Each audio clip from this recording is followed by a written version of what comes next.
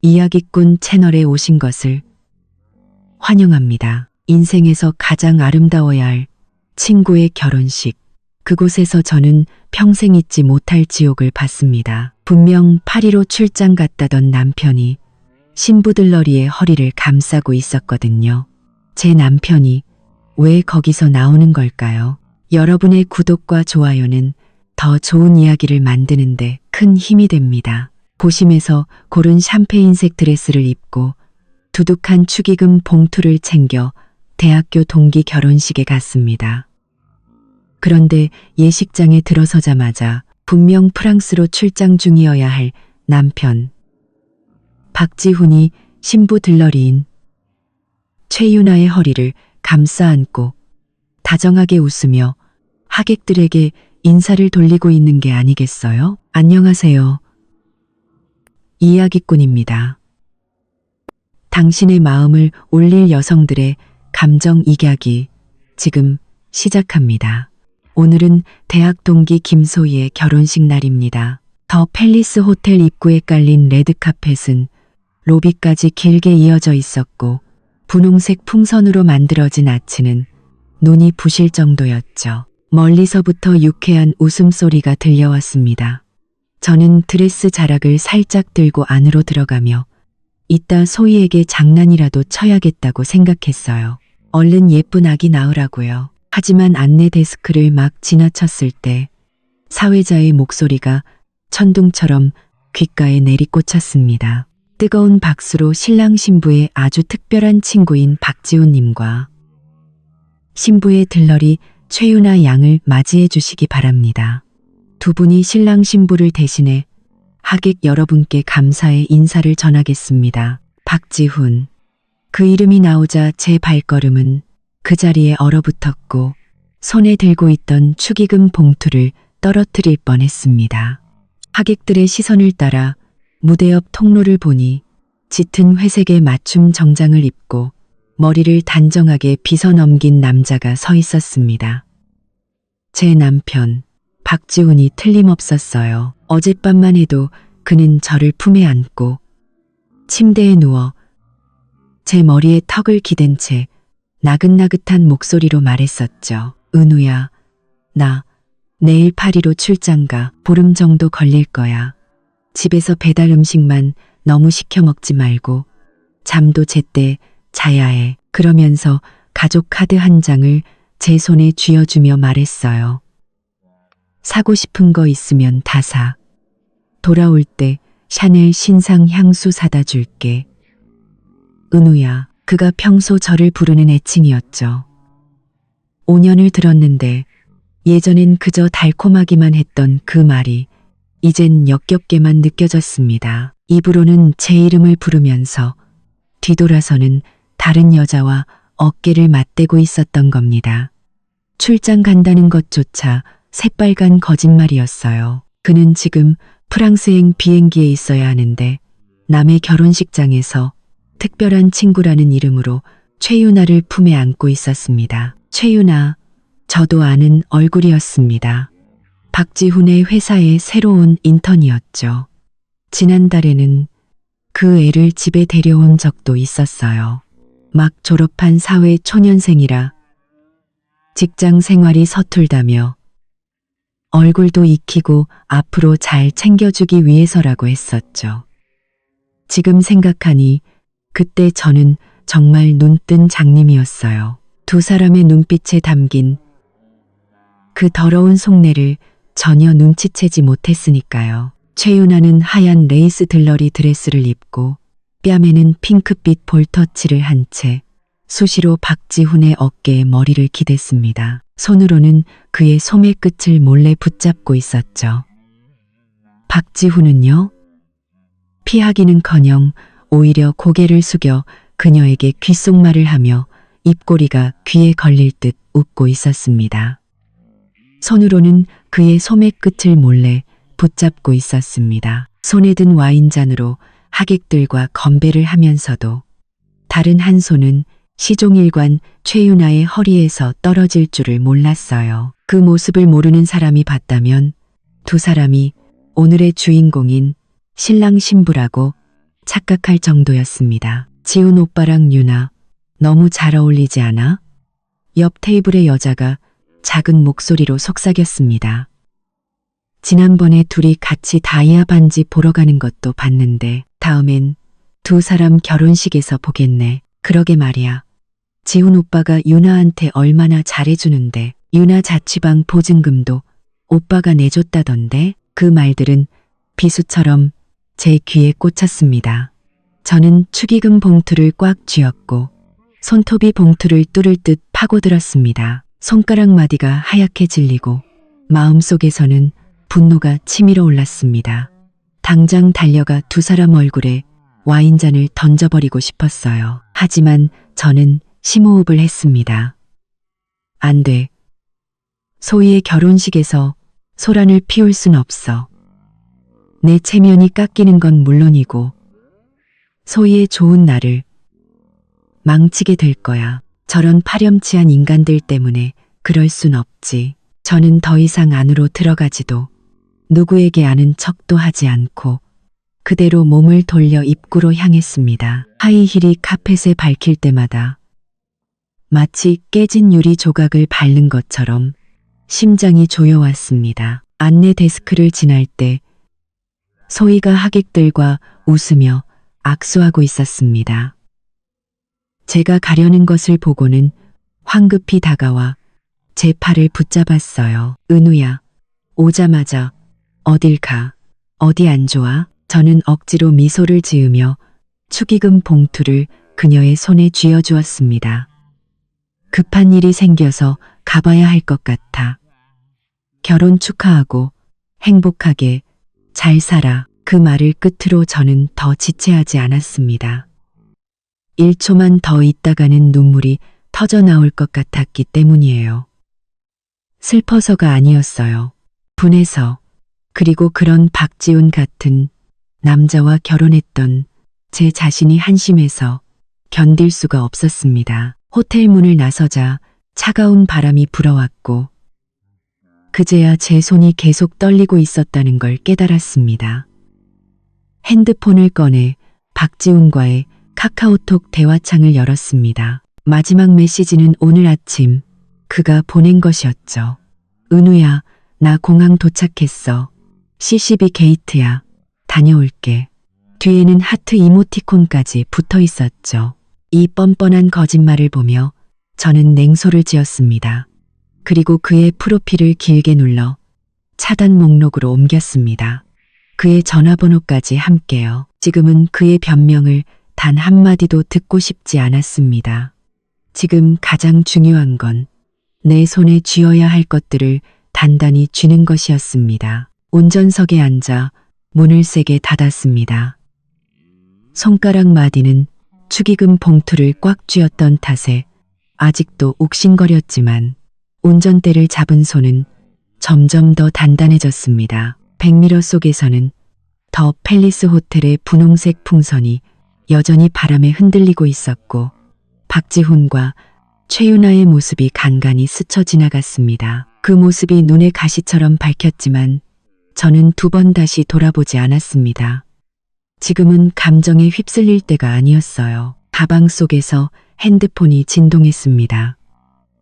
꺼내보니 박지훈이 아침에 보낸 은우야, 나 공항 도착했어라는 카톡 메시지가 대화창 상단에 그대로 떠 있었습니다. 저는 그 글자를 보며 차갑게 웃었습니다. 화면을 쓸어 그의 전화번호까지 수신 차단 목록에 넣어버렸습니다. 끊어낼 거라면 깨끗하게 끊어내야죠. 다시는 그의 달콤한 말에 속을 기회를 주지 않기 위해서였습니다. 이어서 주소록을 열어 김 변호사의 이름을 찾았습니다. 지난번 친구가 이혼할 때 추천해준 변호사였죠. 김 변호사가 부부 공동 재산 분할을 기가 막히게 처리한다고 상대방이 몰래 숨겨둔 비자금까지 찾아낸다고 했었습니다. 그때 그냥 저장해둔 번호였는데 이렇게 쓰일 줄은 꿈에도 몰랐네요. 전화를 걸자 신호가 3번 울리고 연결되었습니다.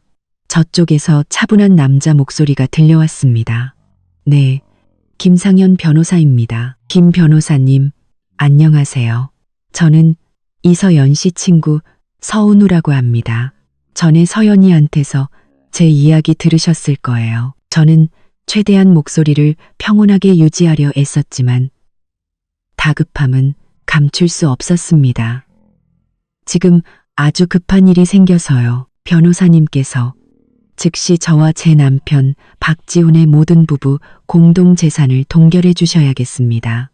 빠를수록 좋습니다. 김 변호사님은 2초 정도 말이 없다가 사적인 감정은 묻지 않고 곧바로 업무에 집중했습니다. 네, 서은우 씨, 우선 진정하시고 구체적으로 어떤 자산을 동결해야 하는지 말씀해 주시겠습니까? 은행 계좌, 펀드, 주식, 그리고 부동산 등 목록이 있어야 제가 긴급 절차를 진행할 수 있습니다. 저는 의자에 등을 기댄 채 머리를 빠르게 굴려 집안의 자산을 정리했습니다.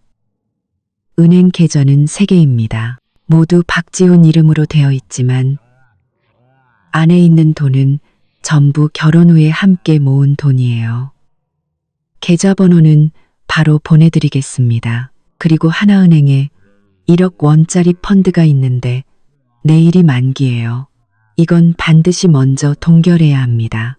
그가 미리 빼돌릴까봐 걱정돼요. 주식 계좌는 그 사람이 관리하는데 대략 7천만 원 정도 들어있습니다. 그것도 묶어주시고요. 그리고 저희 집이 2채 있습니다. 하나는 강남에 있는 아파트고 다른 하나는 양평에 있는 전원주택입니다. 등기권리증은 2사람 공동 명의로 되어 있는데 지난달에 박지훈이 친구 사업 자금 빌려주는데 필요하다며 등기권리증을 달라고 했었어요. 제가 안 줬는데 혹시 모르니 그것도 신경 써주세요. 몰래 담보대출이라도 받을까 봐요. 부동산 등기권리증 이야기를 하니 마음이 더 무거워졌습니다. 그때부터 이미 재산을 빼돌릴 궁리를 하고 있었던 거네요. 다행히 그때 제가 정신을 바짝 차리지 않았다면 지금은 집조차 지키지 못했을 겁니다. 김 변호사님은 저쪽에서 메모하며 또렷한 목소리로 말했습니다. 걱정 마십시오. 지금 바로 은행과 증권사에 연락해서 오늘 안으로 유동 자산은 전부 동결시키겠습니다. 부동산은 제가 먼저 등기소에 가서 담보 설정 기록을 확인하고 재산 보전 신청을 준비해 드리겠습니다. 다만 은행 계좌번호와 펀드 계좌 정보를 최대한 빨리 보내주셔야 합니다. 그리고 이 자산들이 공동재산님을 증명할 수 있는 자료, 예를 들면 결혼 후의 급여, 이체 내역이나 펀드 가입 기록 같은 것도 함께 보내주셔야 합니다. 그 자료들은 다 가지고 있습니다. 결혼 후 급여 내역은 네이버 클라우드에 저장해뒀고 펀드 계약서도 제게 있어요. 지금 바로 보내드리겠습니다. 그리고 변호사님, 박지훈은 혼인 중에 외도를 저질렀습니다. 저는 반드시 이혼할 겁니다. 그때도 변호사님께서 도와주셔야 합니다. 알겠습니다. 우선 자료부터 보내주십시오. 동결 절차를 최우선으로 처리하겠습니다. 진행 상황은 바로바로 알려드리죠. 김 변호사님은 잠시 멈췄다가 덧붙였습니다.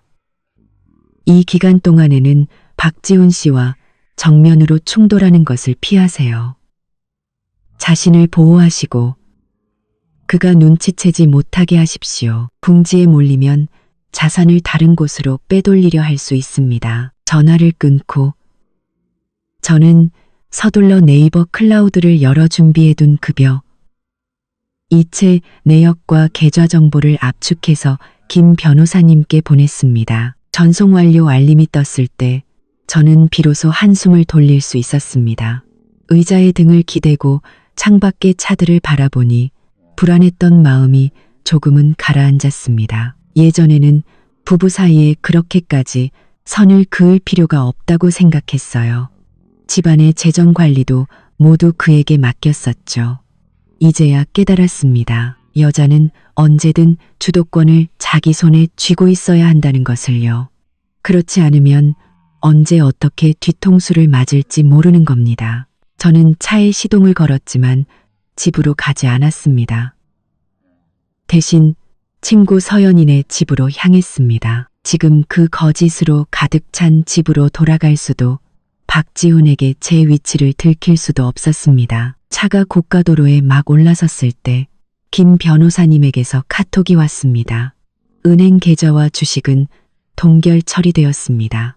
펀드는 은행과 협의하여 만기일에 즉시 동결 처리하기로 했습니다. 인출되지 않을 겁니다. 부동산은 담보 설정 기록이 없는 것을 확인했고 재산 보전 신청서를 제출했습니다. 내일 중으로 승인될 겁니다. 이 메시지를 보며 저는 핸드폰을 꽉 쥔 채 입가에 차가운 미소를 띄었습니다. 박지훈, 그렇게 연기하는 게 좋았니? 뒤에서 몰래 딴짓하는 게 그렇게 재밌었어? 내일 돈이 필요할 때 네가 과연 웃을 수 있을지 어디 한번 보자. 차가 고가도로를 빠져나와 멀리 서연이네 아파트 단지 불빛이 보이자 마음이 한결 놓였습니다. 핸드폰을 무음으로 바꾸고 깊은 숨을 내쉬었습니다. 이제 박지훈의 반응을 기다릴 차례였습니다. 그리고 제가 할 일은 그가 제가 파놓은 함정에 제 발로 걸어 들어오길 기다리는 것뿐이었습니다. 박지훈이 최윤아와 함께 마지막 하객들까지 배웅했을 때는 이미 해가 뉘엿뉘엿 지고 있었습니다. 호텔 입구에 등불이 켜지자 최윤아의 뺨에 남아있던 홍조가 더욱 붉게 물들었죠. 그녀는 박지훈의 팔짱을 끼고 손가락으로 그의 소매를 살살 문지르며 애교 섞인 목소리로 말했습니다. 지훈 오빠, 오늘 정말 고마워요. 오빠가 곁에 있어주지 않았으면 친척들이 남자친구 얘기로 계속 귀찮게 했을 거예요. 박지훈은 그녀의 손을 살짝 쥐며 우쭐한 마음이 들었지만 겉으로는 의젓한 척 말했습니다. 나한테 뭘 그런 걸로 고마워해. 유나 너 이제 막 졸업했는데 결혼 준비하느라 정신 없었을 텐데 내가 돕는 게 당연하지. 그렇게 말하면서도 주머니 속 핸드폰이 문득 신경 쓰였습니다. 아침에 은우에게 보낸 카톡에 아직까지 답장이 없었던 게 생각났기 때문이죠. 이 시간쯤이면 은우는 저녁을 차려놓고 그가 파리에서 무사히 도착했다는 연락을 기다리고 있어야 정상이었습니다. 박지훈은 핸드폰을 꺼내 잠금을 풀고 은우와의 대화창을 먼저 열었습니다. 막일 끝나고 호텔로 돌아가는 중이라고 메시지를 보내려는데 손가락이 화면에 닿는 순간 빨간색 느낌표가 떴습니다. 그 아래에는 이런 문구가 있었죠. 상대방이 친구로 추가하지 않았거나 차단하여 메시지를 보낼 수 없습니다. 차단? 박지훈은 눈살을 찌푸리며 핸드폰을 멀리 떨어뜨려 다시 확인했습니다. 대화창을 잘못 누른 게 아니었어요. 뭐지? 갑자기 왜 날 차단했지? 그는 핸드폰에 문제가 생긴 거라 생각하고 앱을 껐다가 다시 켜봤지만 여전히 빨간 느낌표는 사라지지 않았습니다. 최윤아가 옆에서 힐끗 쳐다보며 궁금한 듯 물었습니다. 지훈 오빠. 박지훈은 황급히 핸드폰을 주머니에 넣으며 억지로 웃었습니다. 아니야. 아무것도. 아마 은우 핸드폰이 고장 났나 봐. 걔가 이럴 애가 아닌데. 그는 마음이 불안했지만 은우가 무언가 눈치챘을 리는 없다고 했어 자신을 다독였습니다. 아침에 막 파리로 떠났고 오늘 결혼식에는 가까운 친구들만 불렀으니 자신과 최윤아의 관계를 아는 사람은 아무도 없을 테니까요. 은우가 갑자기 자기를 차단할 이유가 없었습니다. 그는 포기하지 않고 다시 핸드폰을 꺼내 서연의 번호를 찾았습니다. 서연은 은우와 어릴 때부터 함께 자란 가장 친한 친구였습니다. 은우는 무슨 일이든 서연에게 털어놓았으니 그녀에게서 은우의 행방을 알 수 있을지도 모른다고 생각했죠. 전화를 걸자 한참 뒤에야 연결되었습니다. 수화기 너머로 서연의 퉁명스러운 목소리가 들려왔습니다. 박지훈 씨, 나한테는 무슨 일이에요? 박지훈은 그녀의 말투가 심상치 않다는 걸 느끼고 자세를 낮췄습니다. 서연아, 혹시 은우랑 같이 있니? 은우한테 연락이 안 돼. 카톡도 차단당하고 전화도 안 받네. 어디 갔는지 알아? 서연은 전화기 너머에서 차갑게 웃더니 목소리를 높였습니다. 박지훈 씨, 지금 제정신이에요? 은우가 어디 갔는지 물어볼 자격이나 있어요? 당신이 무슨 파렴치한 짓을 저질렀는지 스스로는 모릅니까? 은우가 그 자리에서 당신 뺨이라도 안 때린 걸 다행으로 알아요. 박지훈의 심장이 쿵 내려앉았습니다. 내가 뭘 어쨌다고? 난 그냥 파리로 출장 온 것뿐인데. 서연아, 빙빙 돌려 말하지 말고. 나 정말 은우랑 연락이 안 돼. 무슨 일 생겼을까봐 걱정돼서 그래. 걱정? 은우 걱정할 시간에 당신 걱정이나 하세요. 서연의 목소리는 조롱으로 가득했습니다. 박지훈 씨, 사람 탈을 쓰고 어떻게 그런 짓을 해요? 그런 짓을 해요. 걱정할 시간에 당신 걱정이나 하세요. 은우한테 무슨 일이라도 생기면 내가 당신 가만 안 둘 줄 알아요. 그 말을 끝으로 그녀는 일방적으로 전화를 끊어버렸습니다. 박지훈은 핸드폰을 든 채 서연의 말이 귓가에 맴돌았습니다. 손바닥에서는 순식간에 식은땀이 솟았죠. 서연의 말이 무슨 뜻일까? 설마 은우가 알아챈 걸까? 아니야, 그럴 리 없어. 오늘 은우와 마주친 적도 없고 결혼식에서 소문이 셀 리도 없는데 어떻게 알았겠어? 최윤아가 그의 팔을 잡아당기며 불안한 목소리로 물었습니다. 지훈 오빠, 서연 언니가 왜 저렇게 화를 내요? 은우 언니랑 싸웠어요? 박지훈은 고개를 저으며 억지로 태연한 척했습니다. 아니, 안 싸웠어. 아마 서연이가 뭘 오해했나 봐. 나중에 설명하면 괜찮을 거야. 그는 지금 최윤아와 신랑이 할 기운도 없었습니다. 온통 은우를 어떻게 찾아야 할지에 대한 생각뿐이었죠. 은우는 절대 이유 없이 이러는 사람이 아니었습니다. 갑자기 연락을 끊고 잠적했다면 분명 무슨 일이 생긴 게 틀림없었습니다. 그는 다시 핸드폰을 뒤져 은우의 회사 동료 번호를 찾아보려 했지만 부서장 몇 명의 번호밖에 기억나지 않았습니다. 평소 은우는 그에게 회사 이야기를 거의 하지 않았기에 지금으로서는 연락할 방법이 없었습니다. 박지훈은 이를 악물고 일단 집으로 가보기로 했습니다. 윤아야, 내가 먼저 너 데려다 줄게. 그리고 집에 가서 은우가 와 있는지 확인해 봐야겠어. 최윤아는 조금 서운한 눈치였지만 별말 없이 고개를 끄덕였습니다. 그럼 집에 도착하면 연락 줘요. 박지훈은 최윤아를 그녀의 자취방에 내려주고 곧장 강남 아파트로 차를 몰았습니다. 가는 내내 은우에게 계속 전화를 걸었지만 기계적인 여성의 목소리만 반복될 뿐이었습니다. 고객님께서 전화를 받을 수 없어. 그는 전화를 걸수록 불안해졌고 운전대 잡은 손이 떨리기 시작했습니다. 40분 후 박지훈은 강남 아파트 지하 주차장에 차를 세우고 서둘러 엘리베이터로 달려가 18층 버튼을 눌렀습니다. 열쇠를 꺼내 문을 열자 철컥 소리와 함께 문이 열렸습니다. 거실은 불이 꺼져 칠흑같이 어두웠고 평소 나던 익숙한 저녁 밥 냄새도 나지 않았습니다. 은우는 집에 없었습니다. 그는 거실 불을 켜고 주위를 둘러보았습니다.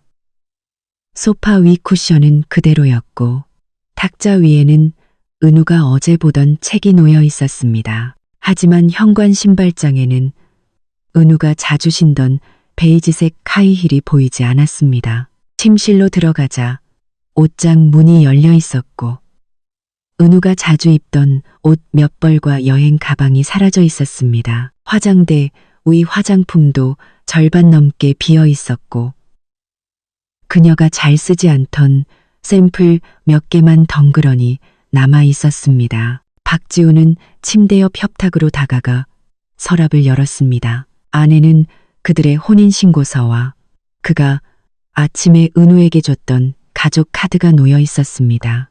카드는 그대로인데 사람은 사라진 것입니다. 그는 침대 끝에 주저앉았습니다. 머릿속이 복잡했습니다. 은우는 대체 어디로 간 걸까?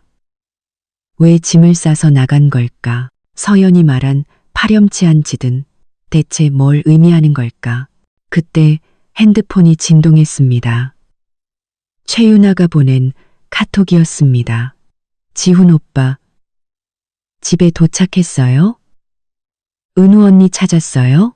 박지훈은 메시지를 보며 화면 위에서 손가락을 망설이다가 한참 만에 답장했습니다. 아니, 아직. 친구 집에 갔나 봐. 내일 찾아봐야지. 너 먼저 자. 걱정 말고.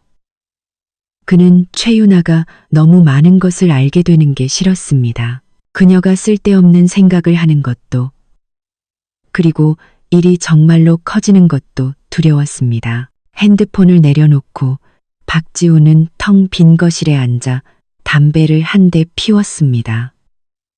자욱한 연기 속에서 그의 마음은 점점 더 불안해졌습니다. 문득 아침에 집을 나설 때 은우가 자신을 보던 눈빛이 조금 달랐던 것 같다는 생각이 들었습니다.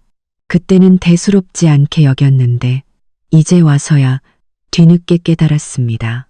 은우는 혹시 이미 모든 것을 알고 있었던 게 아닐까? 그녀가 오늘 집에 없는 것은 혹시 결혼식장에 갔었기 때문은 아닐까? 이 생각이 떠오르자 박지훈의 등에서는 식은땀이 흘렀습니다. 그는 담배를 비벼 끄고 일어나 거실을 서성였지만 아무런 방법도 떠오르지 않았습니다. 그저 내일 은우가 먼저 연락해주기만을 바랄 뿐이었습니다. 하지만 그는 몰랐습니다. 그를 기다리는 것은 아내를 찾지 못하는 것보다 훨씬 더 끔찍한 일이라는 것을요. 박지우는 어제 입었던 정장 재킷을 걸친 채 소파에서 웅크리고 자다 깼습니다. 온 집안에 밴 담배 냄새에 목이 칼칼했죠. 탁자 위 재떨이에는 담배꽁초가 반쯤 쌓여 있었고 핸드폰 액정은 최윤아가 보낸 메시지로 반짝였다 꺼지기를 반복했습니다. 마지막 메시지는 30분 전에 온 것이었죠. 지훈 오빠, 백화점 앞에서 기다리고 있어요. 오늘 목걸이 매장에 사람 별로 없대요. 우리 빨리 가서 골라요. 그는 지끈거리는 관자놀이를 누르며 몸을 일으켰습니다. 머릿속은 여전히 엉망이었습니다. 은우는 대체 어디로 간 걸까?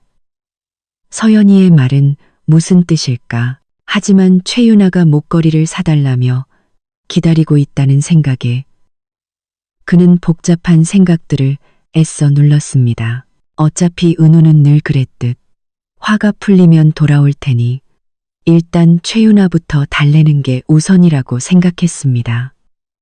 괜히 또 토라지면 귀찮아지니까요. 박지우는 일어나 씻고 거울에 비친 구겨진 셔츠를 보며 헤어스프레이를 뿌려 헝클어진 머리를 고정했습니다. 거울 속 그럭저럭 말끔해 보이는 자신의 모습에 마음이 조금은 놓였습니다. 나 박지훈이 이 정도로 무너질 리 없지. 은우가 돌아오면 적당히 둘러대고 그녀가 좋아하는 명품 가방이나 하나 사주면 금방 풀릴 거라고 생각했습니다. 집을 나서기 전 그는 지갑 속 우리은행 카드를 만지작거리며 비릿한 미소를 지었습니다. 그 안에는 지난달에 받은 보너스 2,500만 원이 고스란히 들어있었죠. 원래는 최윤아에게 명품 가방을 사주려고 했는데 일단 400만 원만 인출해서 목걸이를 사주면 충분할 거라고 생각했습니다. 그는 콧노래를 흥얼거리며 시내 중심가에 있는 우리은행으로 차를 몰았습니다. 가는 내내 목걸이를 사준 뒤 최윤아가 가장 좋아하는 고급 일식집에 데려가서 슬쩍 결혼 이야기를 꺼내볼까 생각했습니다. 그러면 집 사달라는 잔소리를 좀 덜하게 될지도 모르니까요. 은행은 문을 연 지 30분밖에 되지 않아 사람이 많지 않았습니다. 박지훈은 문을 열고 곧장 창구로 다가가 은행 카드를 유리창 너머로 내밀며 마치 물 한 병 사듯 무심하게 말했습니다. 현금으로 400만 원 인출해 주시고요. 이 카드 잔액 조회도 좀 해주세요. 은행원은 그를 향해 미소 지으며 카드를 받아 기계에 긁었습니다. 키보드를 몇 번 두드리던 그녀의 얼굴에서 미소가 갑자기 굳어졌습니다. 그녀는 화면을 두어 번 더 확인하더니 박지훈을 바라보며 조심스럽게 말했습니다. 손님, 이 카드 잔액은 10원인데요. 네? 박지훈은 자신이 잘못 들었다고 생각하며 몸을 앞으로 숙였습니다. 은행원 뒤에 모니터를 뚫어져라 쳐다보며 되물었죠. 다시 한번 말씀해 주시겠어요? 얼마라고요? 10원입니다. 혹시 잘못 확인한 건 아닌지. 말도 안 돼. 이 카드에 지난달에 보너스 2,500만 원을 넣어뒀는데 어떻게 10원밖에 안 남아요? 은행원은 모니터를 그의 쪽으로 돌려주며 화면 위에 숫자를 가리켰습니다.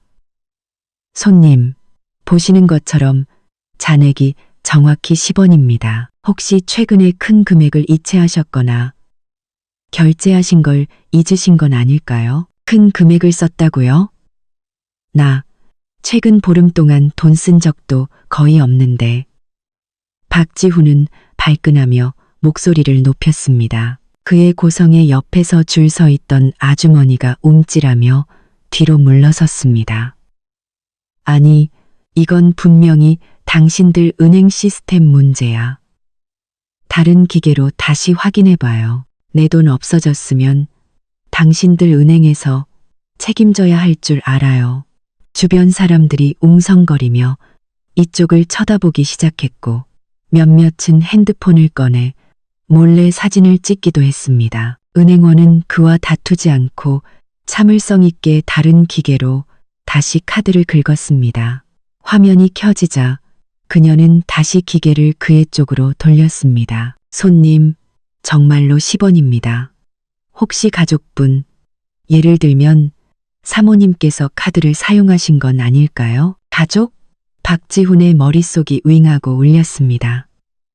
가장 먼저 떠오른 사람은 은우였죠. 하지만 이 카드는 몰래 만든 것이었고 비밀번호도 자신의 생일로 해뒀는데 은우가 어떻게 알았을까요? 아무리 화가 났다고 해도 돈을 전부 인출해 갈 리가 없었습니다. 그는 허둥지둥 지갑에서 다른 신한은행 카드를 꺼냈습니다. 이 카드에는 은우와 함께 모은 공동 예금 4천만 원이 들어 있었습니다.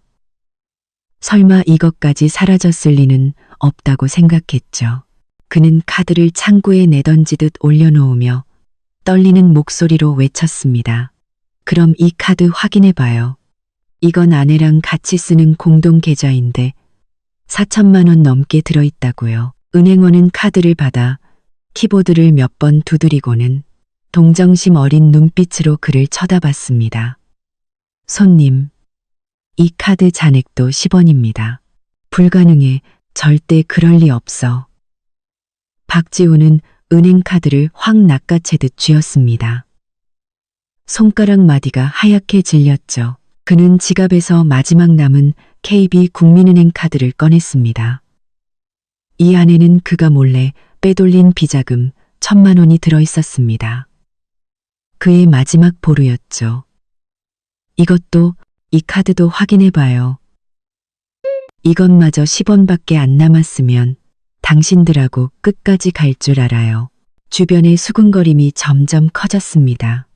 저거 보나 마나 아내한테 돈 다 털린 거네. 바람 피우다 걸렸나 보지. 그러니까 저러지. 그 말들이 박지훈의 귀에 밝혔지만 그는 창피함도 잊은 채 은행원의 손만 뚫어져라 쳐다봤습니다. 하지만 결과는 같았습니다. 세 번째 카드의 잔액 역시 10원이었습니다. 박지훈은 그 자리에 얼어붙었습니다. 머릿속이 하얘졌죠.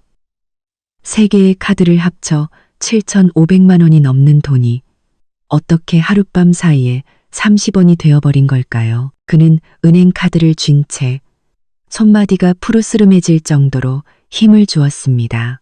문득 어제 서연이 말했던 파렴치한 집과 은우가 짐을 싸서 사라진 것이 떠올랐습니다. 끔찍한 생각이 머릿속을 스쳤습니다. 설마 은우가 한 짓일까? 그는 허둥지둥 핸드폰을 꺼냈습니다. 손이 너무 떨려서 잠금 해제조차 여러 번 시도해야 했죠. 은행 고객센터에 전화를 걸자마자 그는 수화기에 대고 소리쳤습니다. 당신들 은행 대체 어떻게 된 겁니까? 내 카드 3개 돈이 전부 사라졌어요. 7천만 원이 넘는 돈이 10원짜리 3개만 남았다고요. 당신들 시스템 오류 맞죠? 당장 확인 안 하면 민원 넣을 겁니다.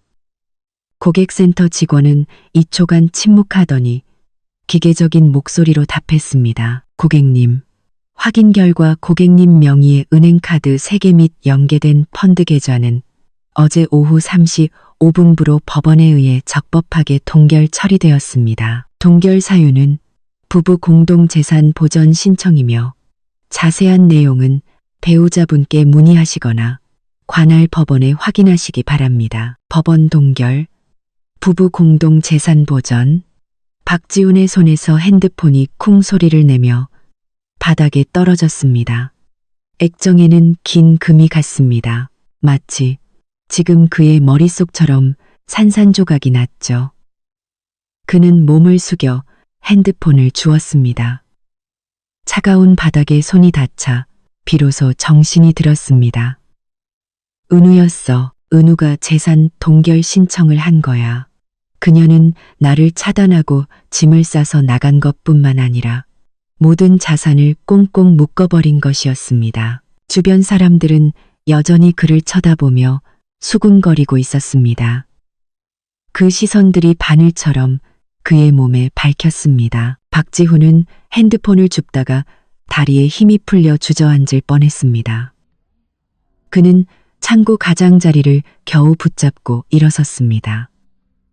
창고 가장자리를 겨우 붙잡고 일어섰습니다. 손에 쥔 10원짜리 3장만 남은 은행카드를 보며 분노와 불안감에 휩싸였습니다. 은우가 어떻게 감히 이런 짓을? 저 돈의 절반은 내 돈인데 어떻게 상의도 없이 동결시킬 수 있지? 하지만 아무리 화를 내도 소용없었습니다.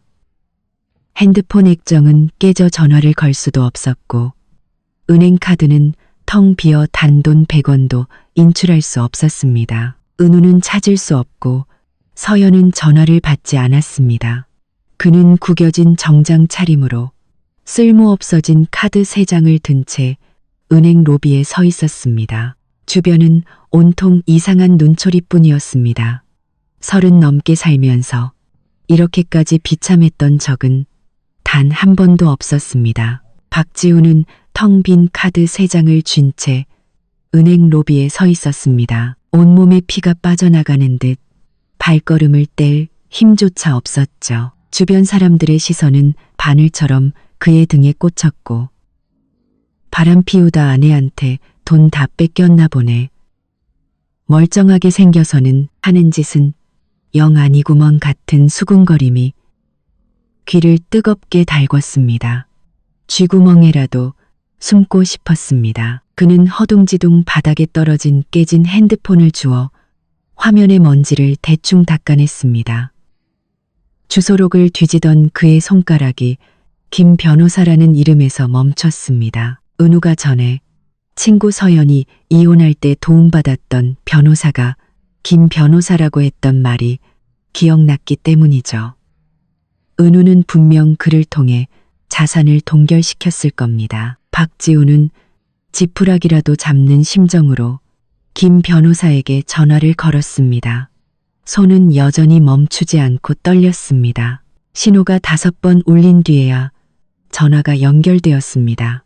수화기 너머로 김 변호사의 차분한 목소리가 들려왔습니다.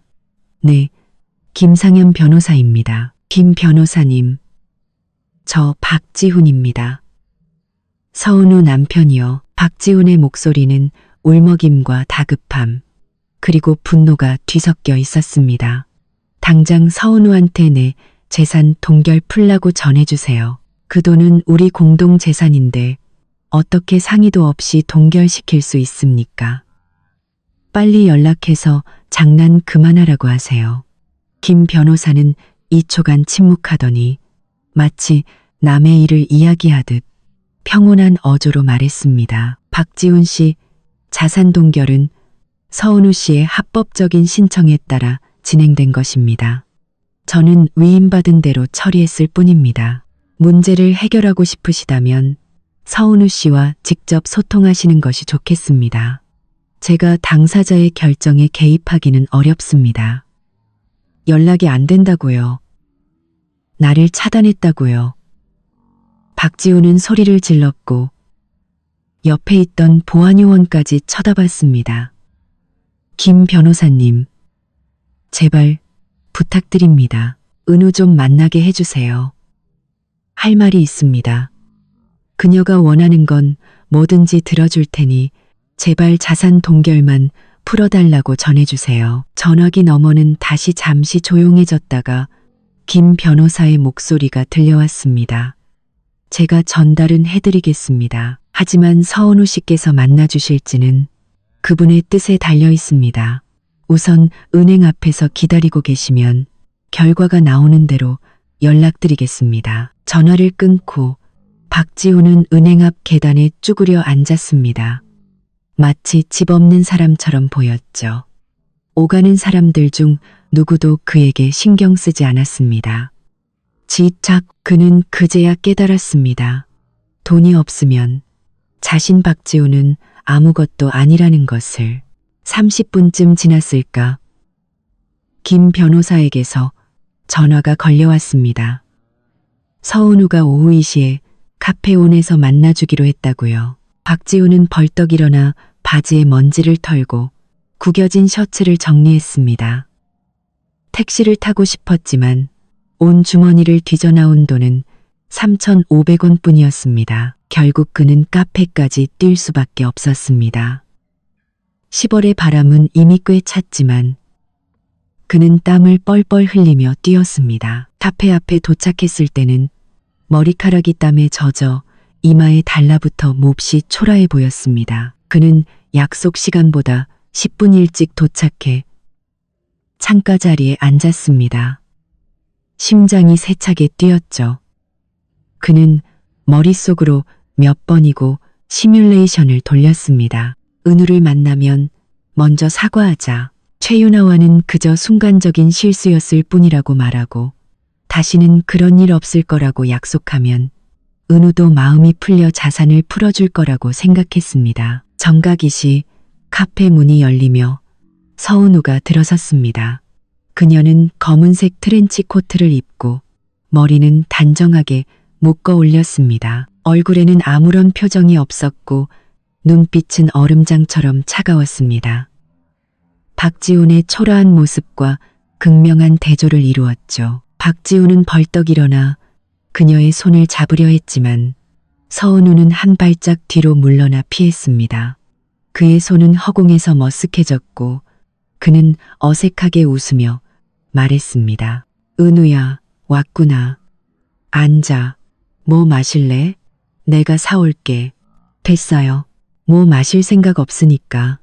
서은우는 그의 말을 자르고 맞은편에 앉아 태블릿 PC를 테이블 위에 올려놓았습니다. 할 말 있으면 바로 하세요.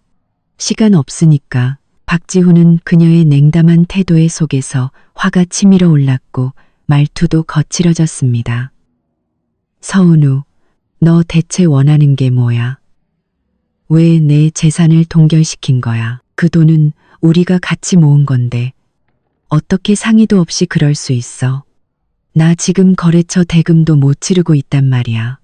네가 이러면 내 인생이 망가진다는 거 몰라? 그는 점점 흥분하며 목소리를 높였고 주변 테이블 손님들이 쳐다보기 시작했습니다. 하지만 서은우는 화내지 않고 태블릿의 잠금을 풀어 박지훈 앞으로 밀었습니다.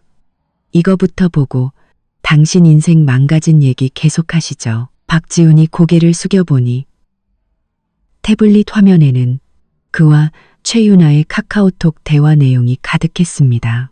유나야, 서은우랑 이혼만 하면 강남에 있는 넓은 아파트 사줄게. 은우한테는 파리 출장 간다고 했어. 사실 너 결혼 준비 도와주려고 그런 거야. 그 여자 가족 카드는 이미 정지시켰어. 내 돈 한 푼도 못 쓰게. 한 줄 한 줄이 비수처럼 밝혔습니다.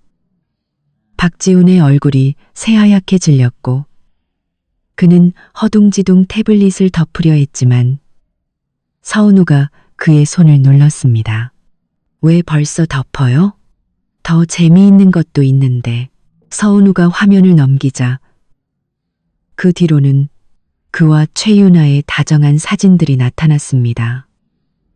호텔 앞에서 껴안고 있는 사진, 식당에서 서로 음식을 먹여주는 사진, 그리고 어제 입었던 짙은 회색 정장 차림으로 들러리 드레스를 입은 최윤아를 껴안고 결혼식장 뒤에서 하트를 그리고 있는 사진까지. 배경에는 결혼을 축하합니다 라는 풍선도 보였습니다. 이 사진들 어제 최윤아 결혼식에서 제가 직접 찍은 거예요. 서은우의 목소리는 아무런 감정이 없었지만 마치 얼음 송곳처럼 박지훈의 심장을 찔렀습니다. 박지훈 씨, 파리 출장 갔다면서요? 어떻게 최윤아 결혼식에 나타나서 저렇게 껴안고 하트까지 그릴 수 있죠? 저한테 설명 좀 해보시죠. 박지훈의 입술이 파르르 떨렸지만 그는 아무 말도 할 수 없었습니다. 은우가 결혼식에 왔을 뿐만 아니라 이렇게 많은 증거까지 찍었을 줄은 꿈에도 몰랐기 때문이죠. 그는 입을 뗐지만 한참 만에 겨우 한마디 뱉었습니다. 은우야, 나 유나랑은 그냥 친구야. 저 사진들은 오해야. 카톡 내용은 걔가 시켜서 보낸 거고. 오해.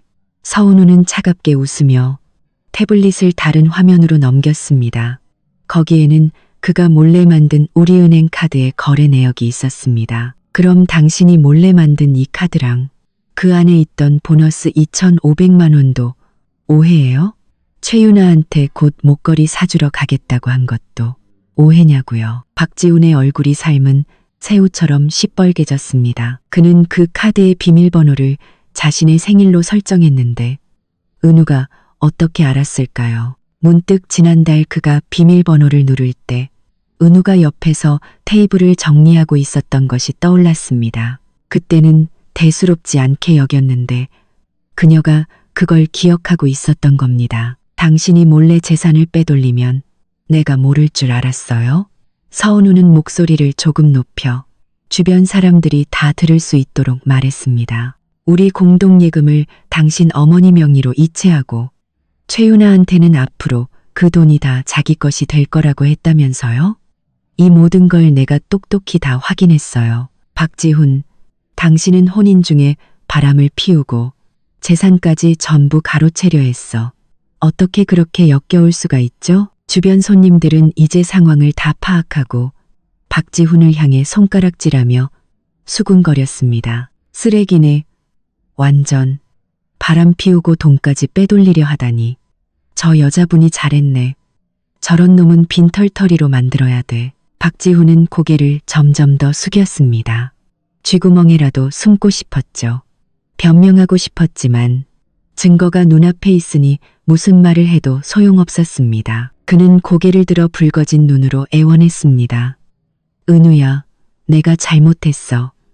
정말 잘못했어. 유나랑은 이미 다 끝냈어. 다시는 연락 안 할게. 제발 자산 동결 풀어주고 우리 집으로 돌아가서 예전처럼 잘 지내자. 앞으로 정말 당신한테 잘할게. 다시는 속이지 않을게. 집으로 돌아가자고? 서은우는 그를 보며 조롱 섞인 눈빛을 보냈습니다. 당신이 최윤아랑 결혼식장에서 껴안고 있을 때 우리 집 생각은 했어요? 그녀와 미래를 계획할 때 우리 집 생각은 했냐고요? 이제 돈이 없으니까 나랑 집으로 돌아가고 싶어요? 박지훈, 당신 너무 늦었어. 서은우는 말을 마치고 태블릿과 가방을 챙겨 일어나 카페 밖으로 향했습니다. 박지훈이 뒤따라가려 했지만 막 도착한 김 변호사가 그를 막아섰습니다. 김 변호사는 그를 보며 엄숙한 목소리로 말했습니다. 박지훈 씨, 서은우 씨께서 이미 명확하게 말씀하셨습니다. 조금이라도 체면을 지키고 싶으시다면 더는 그녀를 괴롭히지 마십시오. 그렇지 않으면 앞으로 있을 이혼 소송에서 당신에게 더욱 불리해질 뿐입니다. 박지훈은 그 자리에 서서 문 밖으로 사라지는 서은우의 뒷모습을 멍하니 바라봤습니다. 주변의 수군거림은 여전히 귓가에 맴돌았습니다. 그는 갑자기 온몸에 힘이 빠지는 것을 느끼며 의자에 주저앉았습니다. 눈물이 마침내 터져나왔습니다. 박지훈은 카페에서 나와 가을바람에 낙엽이 뒹구는 거리를 걸었습니다. 온몸의 기운이 다 빠져나간 것 같았죠. 손에는 액정이 깨진 핸드폰이 들려 있었고 서은우의 차가운 눈빛과 태블릿에 떠있던 날카로운 대화 내용 그리고 주변 사람들의 이상한 눈초리가 머릿속에서 계속 맴돌았습니다. 미칠 것 같았습니다. 그때 주머니 속 핸드폰이 갑자기 진동했습니다. 화면에는 유나라는 이름이 떠 있었죠. 박지훈은 그 이름을 보자마자 짜증이 치밀어 올랐습니다. 지금 자기 코가 석자인데 최유나의 목걸이까지 신경 쓸 겨를이 없었습니다. 하지만 전화를 안 받을 수도 없었습니다. 최유나가 또 소란을 피우면 더 귀찮아질 게 뻔했기 때문이죠. 그는 심호흡을 하고 최대한 평소와 같은 목소리로 전화를 받았습니다. 여보세요, 유나야, 지훈 오빠, 어디에요? 전화기 너머로 최유나의 애교 섞이면서도 약간은 짜증 섞인 목소리가 들려왔습니다. 나 지금 백화점 앞에서 거의 1시간째 기다리고 있단 말이에요. 주얼리 매장 직원이 오늘 신상은 마지막 하나 남았다고 하던데 오빠가 늦으면 다른 사람이 사갈지도 몰라요. 박지훈은 심장이 덜컥 내려앉는 것을 느끼며 걸음을 멈추고 황급히 변명거리를 찾았습니다. 유나야, 미안해. 회사에 갑자기 급한 일이 터졌어. 클라이언트가 갑자기 기획안을 수정해달라고 해서 꼼짝을 못하겠네. 목걸이 사는 건 다음에 하면 안 될까? 그는 길가에 인적이 드문 곳으로 몸을 피하며 자신의 비참한 모습을 누가 들을까봐 조심했습니다. 급한 일? 무슨 급한 일이 나랑 만나는 것보다 더 중요해요? 최유나의 목소리가 확 높아졌습니다. 불만이 가득했죠. 어제는 오늘 꼭 같이 가준다고 약속했잖아요. 급한 일, 불만이 가득했죠. 급한 일 꼭 같이 가준다고 약속했잖아요. 급한 일, 어떻게 말을 바꿔요? 혹시 그냥 사주기 싫은 거 아니에요? 박지훈은 핸드폰을 쥔 손에 더욱 힘을 주었습니다. 손마디가 하얗게 질렸죠. 사주기 싫은 게 아니라 정말 급한 일이 생겨서 그래. 내 말 좀 들어줘. 이 일만 끝나면 내가 목걸이 2개 사줄게. 응? 그는 일단 큰 소리를 쳐서 최유나를 달랠 수밖에 없었습니다. 하지만 마음속으로는 자신이 없었습니다. 재산이 동결되어 밥 먹을 돈도 거의 없는데 무슨 수로 목걸이를 사준단 말입니까? 2개? 누가 그런 거 바란대요? 최유나의 목소리는 울먹임으로 변했습니다. 나는 오늘 사고 싶단 말이에요. 지훈 오빠, 혹시 마음이 변한 거예요? 전에는 나랑 결혼하고 싶다고 큰 집도 사주겠다고 했으면서 이제는 목걸이 하나 사주는 것도 아까워요? 박지훈은 그녀의 울음소리에 머리가 아팠지만 그녀가 전화로 소란을 피울까봐 두려워 결국 타협했습니다. 알았어. 울지 마. 내가 지금 바로 갈게. 백화점 앞에서 기다려. 알았지? 전화를 끊고 박지훈은 손에 쥔 3,500원을 보며 씁쓸하게 웃었습니다. 택시 탈 돈도 없어서 백화점까지 뛸 수밖에 없었죠. 시벌의 바람은 얼굴을 때렸고 그는 숨이 턱까지 차오르도록 뛰었습니다. 백화점 앞에 도착했을 때는 옷이 땀으로 흠뻑 젖어 있었고 머리카락은 이마에 달라붙어 몹시 초라한 모습이었습니다. 최윤아는 멀리서부터 그를 보고 눈살을 찌푸리며 다가왔습니다. 지훈 오빠, 왜 이제 와요? 땀은 또 왜 이렇게 흘려요? 누구랑 싸웠어요? 그녀는 입으로는 그렇게 물었지만 눈빛에는 걱정보다는 목걸이에 대한 기대감만 가득했습니다. 박지훈은 얼굴에 땀을 닦으며 억지로 웃었습니다. 아니, 안 싸웠어. 그냥 뛰어왔어. 네가 너무 오래 기다릴까봐. 그는 돈이 없어 택시를 못 탔다는 말도 재산이 동결되었다는 말도 차마 할 수 없었습니다. 최윤아는 그의 팔을 잡아 끌며 백화점 안으로 들어갔습니다. 빨리 가요. 아까 직원한테 물어봤는데 그 다이아 밝힌 목걸이 아직 있대요. 엄청 예뻐서 하면 완전 고급스러워 보일 거예요. 그녀는 신나서 말하며 눈을 반짝였습니다. 박지훈은 그녀에게 끌려가며 마음이 돌덩이처럼 무거워졌습니다. 주얼리 매장 앞에 도착하자 직원이 반갑게 맞이했습니다. 손님, 말씀하신 목걸이 아직 있습니다. 꺼내서 한번 착용해 보시겠어요? 최윤아는 웃으며 고개를 끄덕였습니다. 네, 빨리 보여주세요. 직원은 진열장에서 목걸이를 꺼내 최윤아의 손에 건넸습니다. 하트 모양의 작은 다이아몬드가 밝힌 은색 목걸이는 조명 아래 반짝였습니다. 최윤아는 즉시 목에 걸고 거울 앞에서 한참을 들여다보더니 박지훈에게 물었습니다. 지훈 오빠, 예뻐요? 박지훈은 억지로 미소를 지으며 답했습니다. 예쁘네. 너한테 잘 어울린다. 직원은 옆에서 웃으며 말했습니다. 손님, 여자친구분께서 이 목걸이를 하시니 정말 아름다우시네요. 지금 할인해서 350만 원인데 정말 좋은 가격이에요. 350만 원. 박지훈의 심장이 쿵 내려앉았습니다. 얼굴색이 순식간에 변했죠. 그는 지금 단돈 10,000원도 없는데 어떻게 이 돈을 지불한단 말입니까? 최윤아는 그의 표정 변화를 눈치채지 못하고 여전히 거울을 보며 말했습니다. 지훈 오빠, 나 이걸로 살래요. 빨리 계산해 주세요. 박지훈은 주머니 속 텅 빈 카드를 만지작거리며 이마에 다시 땀이 맺혔습니다. 윤아야, 이 목걸이는 그냥 다음에 사면 안 될까? 좀 비싼 것 같은데 우리 다른 것도 좀 더 보자. 최윤아의 얼굴에서 미소가 순식간에 사라졌습니다. 그녀는 그를 돌아보며 믿을 수 없다는 듯한 눈빛으로 말했습니다. 비싸다고요? 박지훈 씨, 장난해요? 지난달에 보너스 2,500만 원이나 받았다면서 350만 원짜리 목걸이가 비싸다고요? 그냥 사주기 싫은 거잖아요. 주변의 직원들과 손님들이 모두 이쪽을 쳐다봤습니다.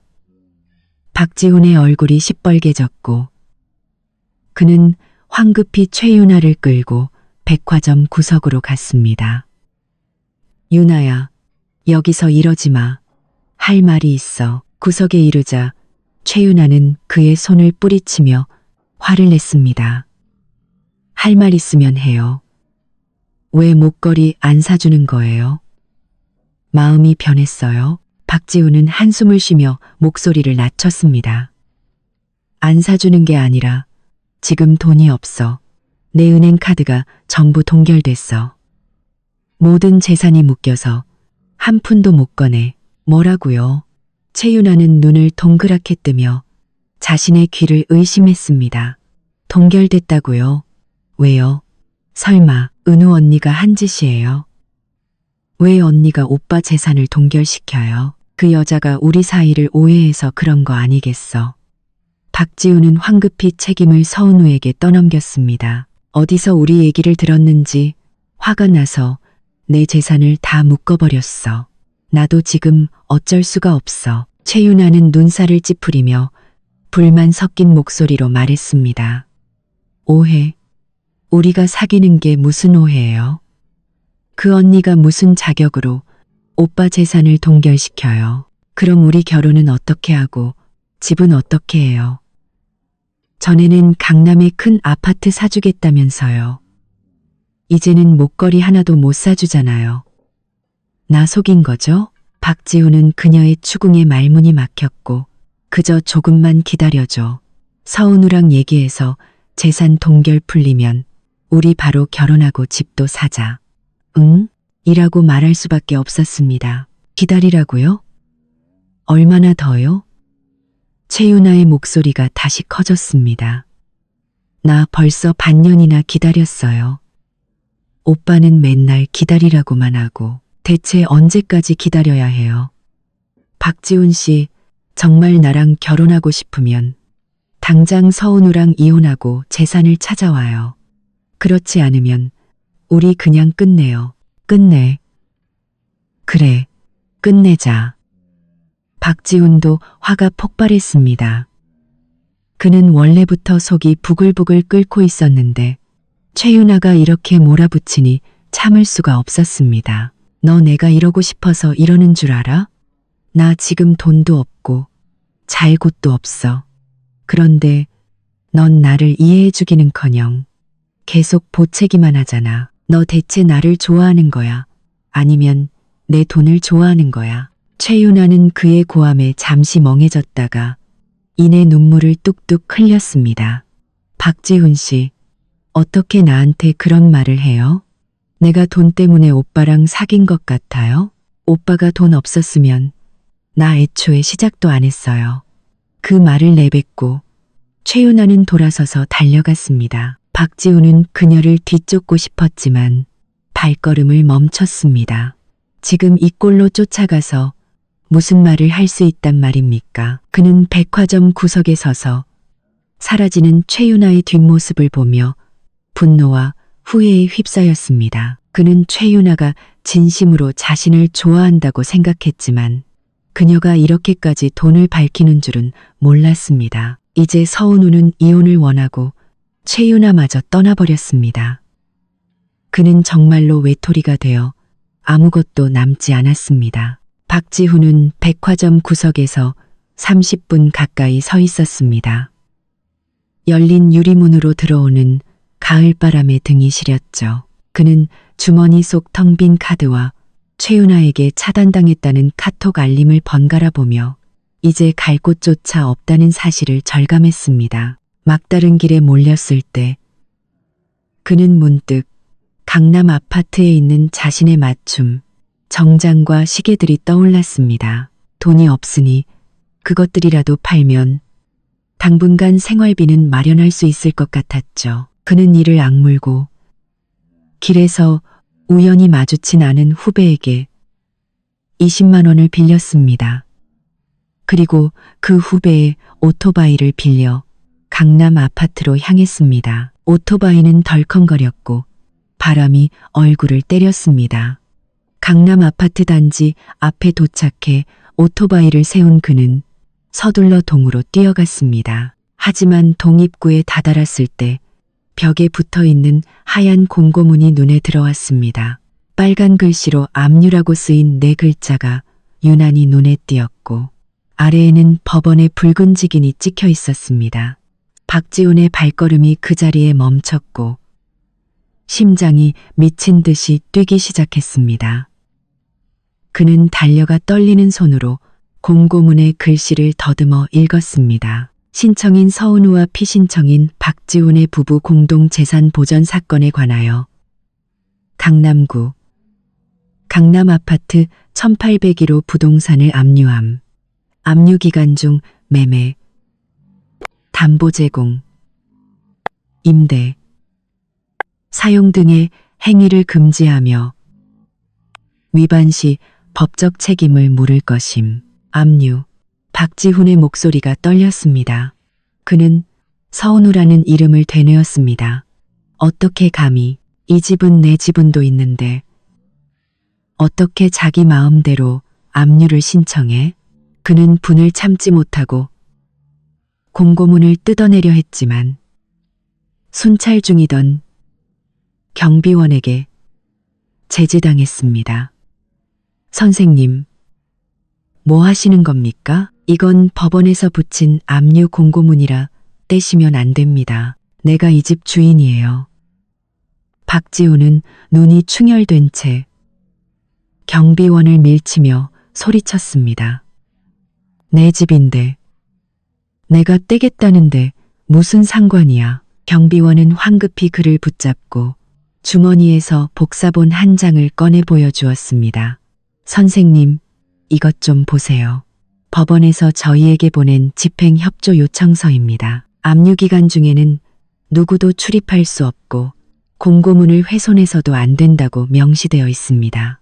못 믿으시겠으면 법원에 직접 전화해서 확인해 보세요. 박지훈이 복사본을 낚아채듯 받아보니 내용은 공고문과 똑같았고 법원의 연락처까지 명확하게 적혀 있었습니다. 그는 그 글자들을 뚫어져라 쳐다봤습니다. 손에 쥔 종이가 구겨질 정도로 힘이 들어갔죠. 그는 이번에야말로 정말로 이 집에 돌아올 수 없다는 것을 깨달았습니다. 그럼 내 물건들은요? 박지훈의 목소리가 애원하듯 부드러워졌습니다. 안에 제 정장이랑 시계가 있는데 아주 중요한 물건들이에요. 잠깐 들어가서 그것만 가지고 나오면 안 될까요? 몇 분이면 돼요. 가지고 바로 나갈게요. 경비원은 고개를 저으며 난처한 표정을 지었습니다. 선생님, 저희가 봐드리고 싶어도 법원의 규정이라 어쩔 수가 없습니다. 정말 급한 용무시라면 압류 신청하신 분께 연락해서 법원에 요청하시도록 하는 수밖에 없습니다. 박지훈의 심장이 쿵 내려앉았습니다. 서은우에게 연락하라고?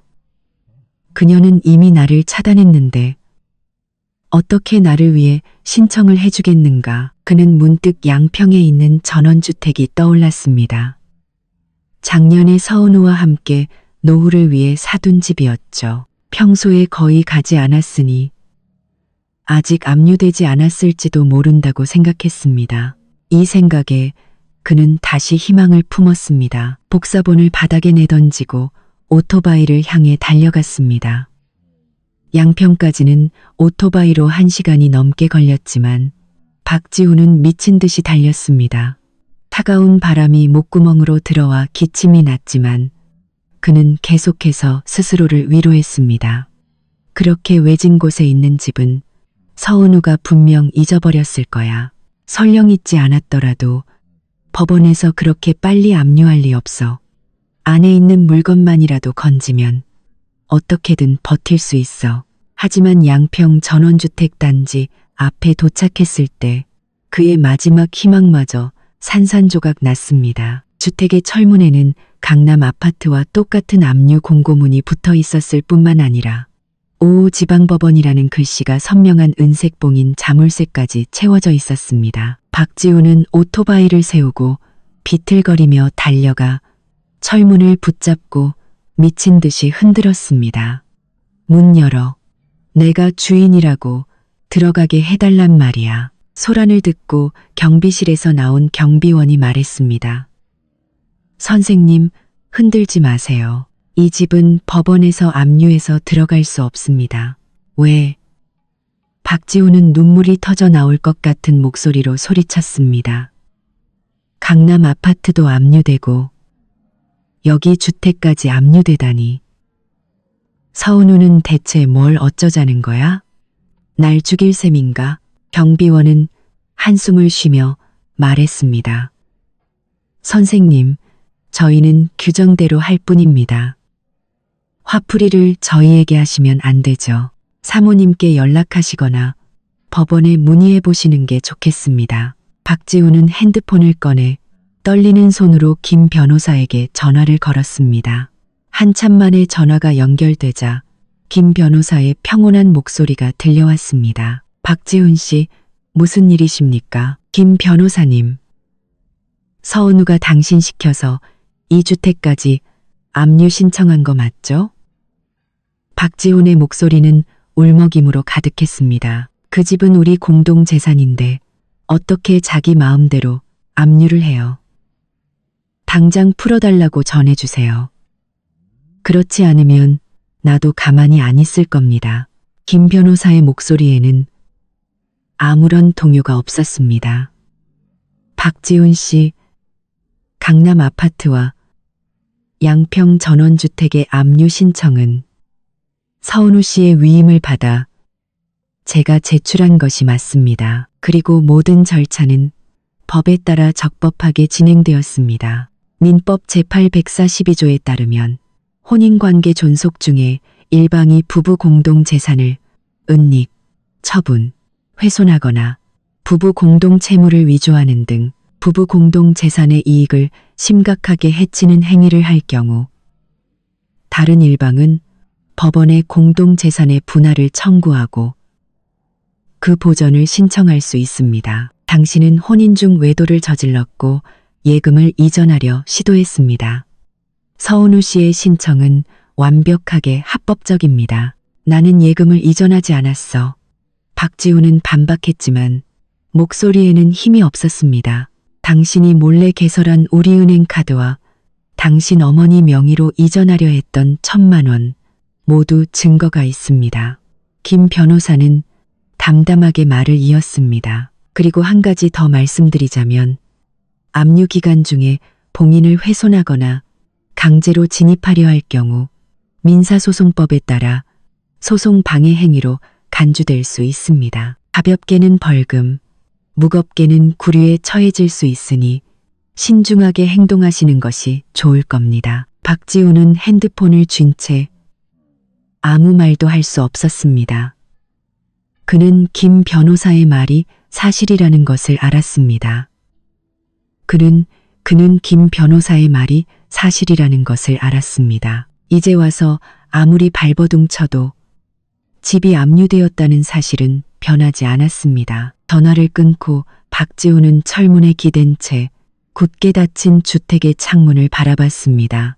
갑자기 세상이 빙빙 도는 것 같았죠.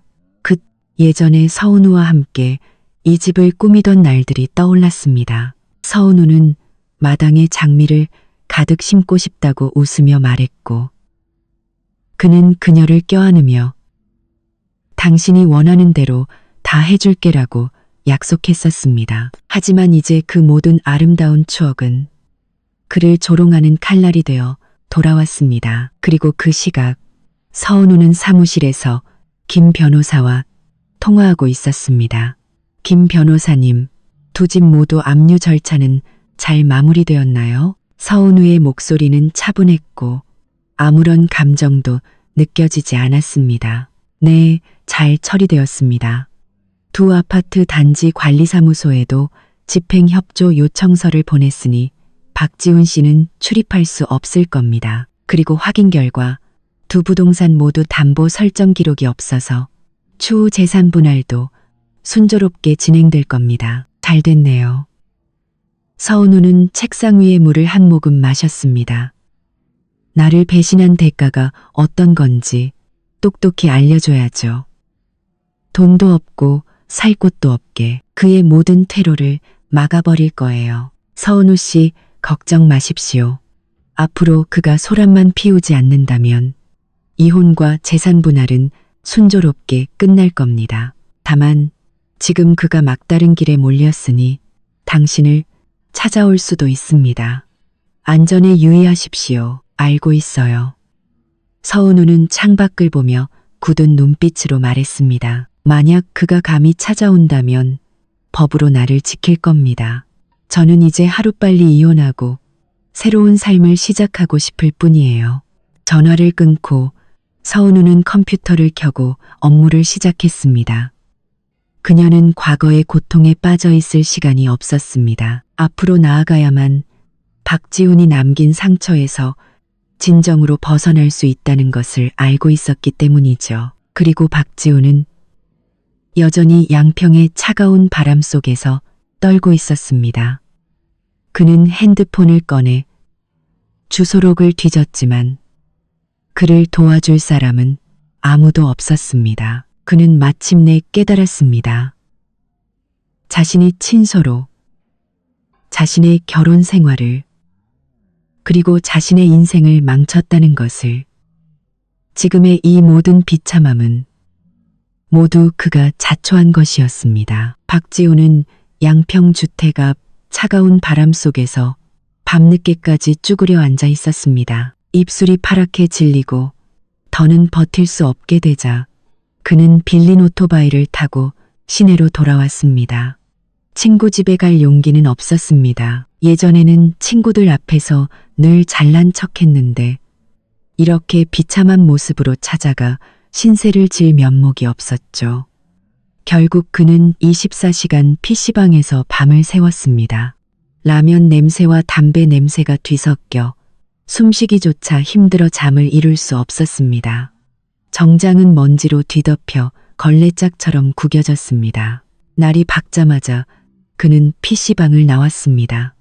후배에게 빌린 20만 원 중 PC방 비용 5만 원을 내고 나니 주머니에는 15만 원밖에 남지 않았습니다. 그는 길가의 공중 화장실에서 세수를 하고 거울에 비친 헝클어진 머리와 퀭한 눈의 자신을 보며 서글픔을 느꼈습니다. 예전에 박지훈은 언제나 말끔한 정장 차림으로 당당했는데 이제는 자신이 가장 경멸하던 모습이 되어 있었습니다. 그는 핸드폰을 꺼내 주소록을 뒤지다가 결국 서은우라는 이름에서 멈췄습니다. 차단당한 것을 알면서도 지금 그가 기댈 곳은 서은우밖에 없다고 생각했습니다. 그는 서은우의 회사가 유성타워에 있다는 것과 그녀가 매일 아침 9시 정각에 출근한다는 것을 기억해냈습니다.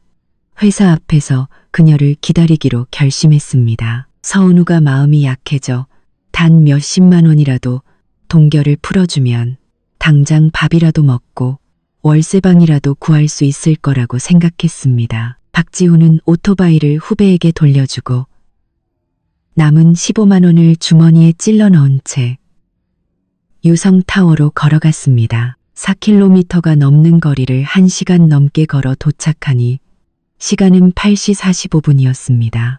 출근하는 직장인들로 거리가 붐비기 시작했죠. 그는 건물 앞 화단 뒤에 몸을 숨기고 아는 사람과 마주칠까봐 조마조마했습니다. 8시 58분. 검은색 세단 한 대가 건물 앞에 멈춰 섰고 서은우가 조수석에서 내렸습니다. 그녀는 옅은 회색의 정장을 입고 머리는 단정하게 빗어 넘겼으며 옅은 화장을 한 채 서류 가방을 들고 있었습니다. 주변의 직장인들 사이에서도 유난히 세련되고 당당해 보였습니다. 박지훈의 심장이 쿵쾅거렸습니다.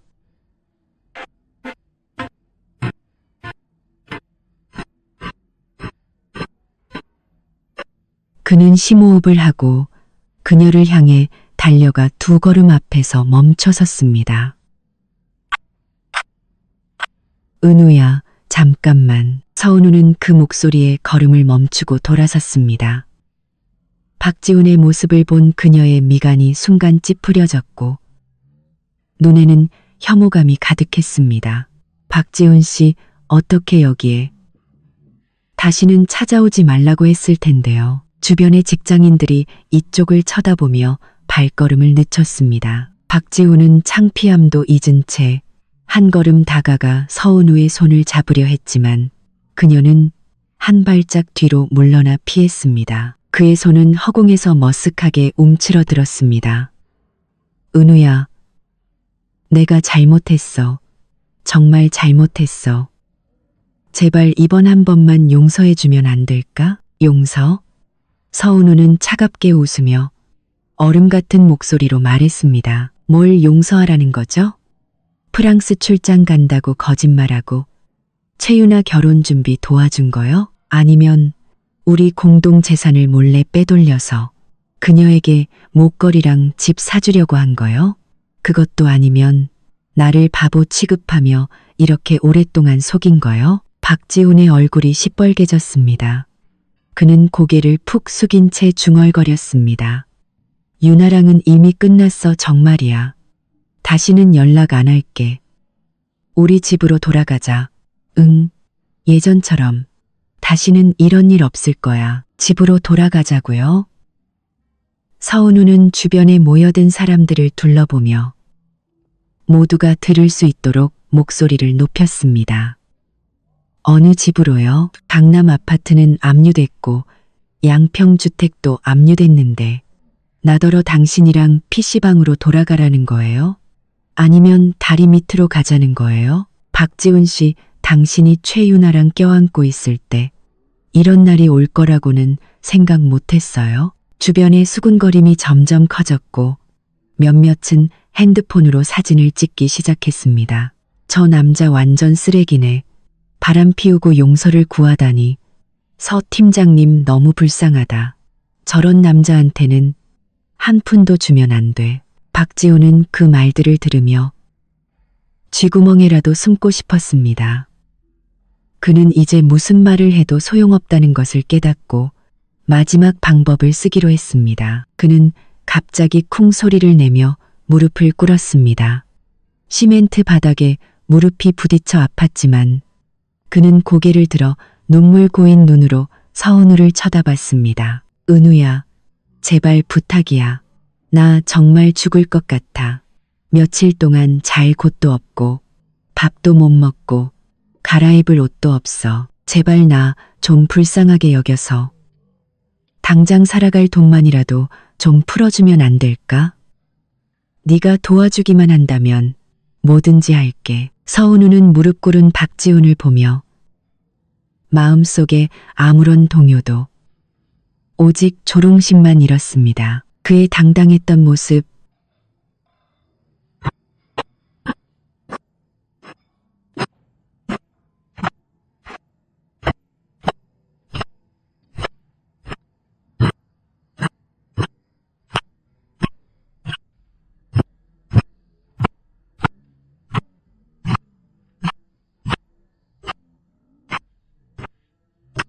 박지훈 씨, 여기서 누구 보라고 무릎을 꿇는 거죠?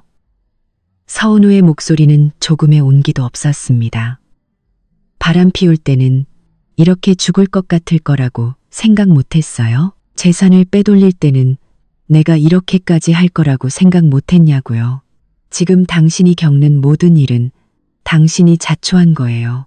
나랑은 상관없어요. 그녀는 잠시 말을 멈췄다가 이었습니다. 그리고 나한테 불쌍하다는 말 하지 마세요. 당신이 불쌍해요. 정말 불쌍했다면 내 뒤에서 최윤아와 사랑을 속삭이지 않았겠죠. 우리 공동 재산을 몰래 그녀에게 주지 않았을 거고 내가 결혼식장에서 당신들의 다정한 모습을 보게 만들지도 않았을 거예요. 진짜 불쌍한 사람은 5년 동안 당신을 가족처럼 믿고 당신에게 속아온 나예요. 박지훈은 무릎 꿇은 채 눈물을 흘리며 계속해서 중얼거렸습니다. 은우야, 내가 잘못했어. 정말 잘못했어. 제발 한 번만 더 기회를 줘.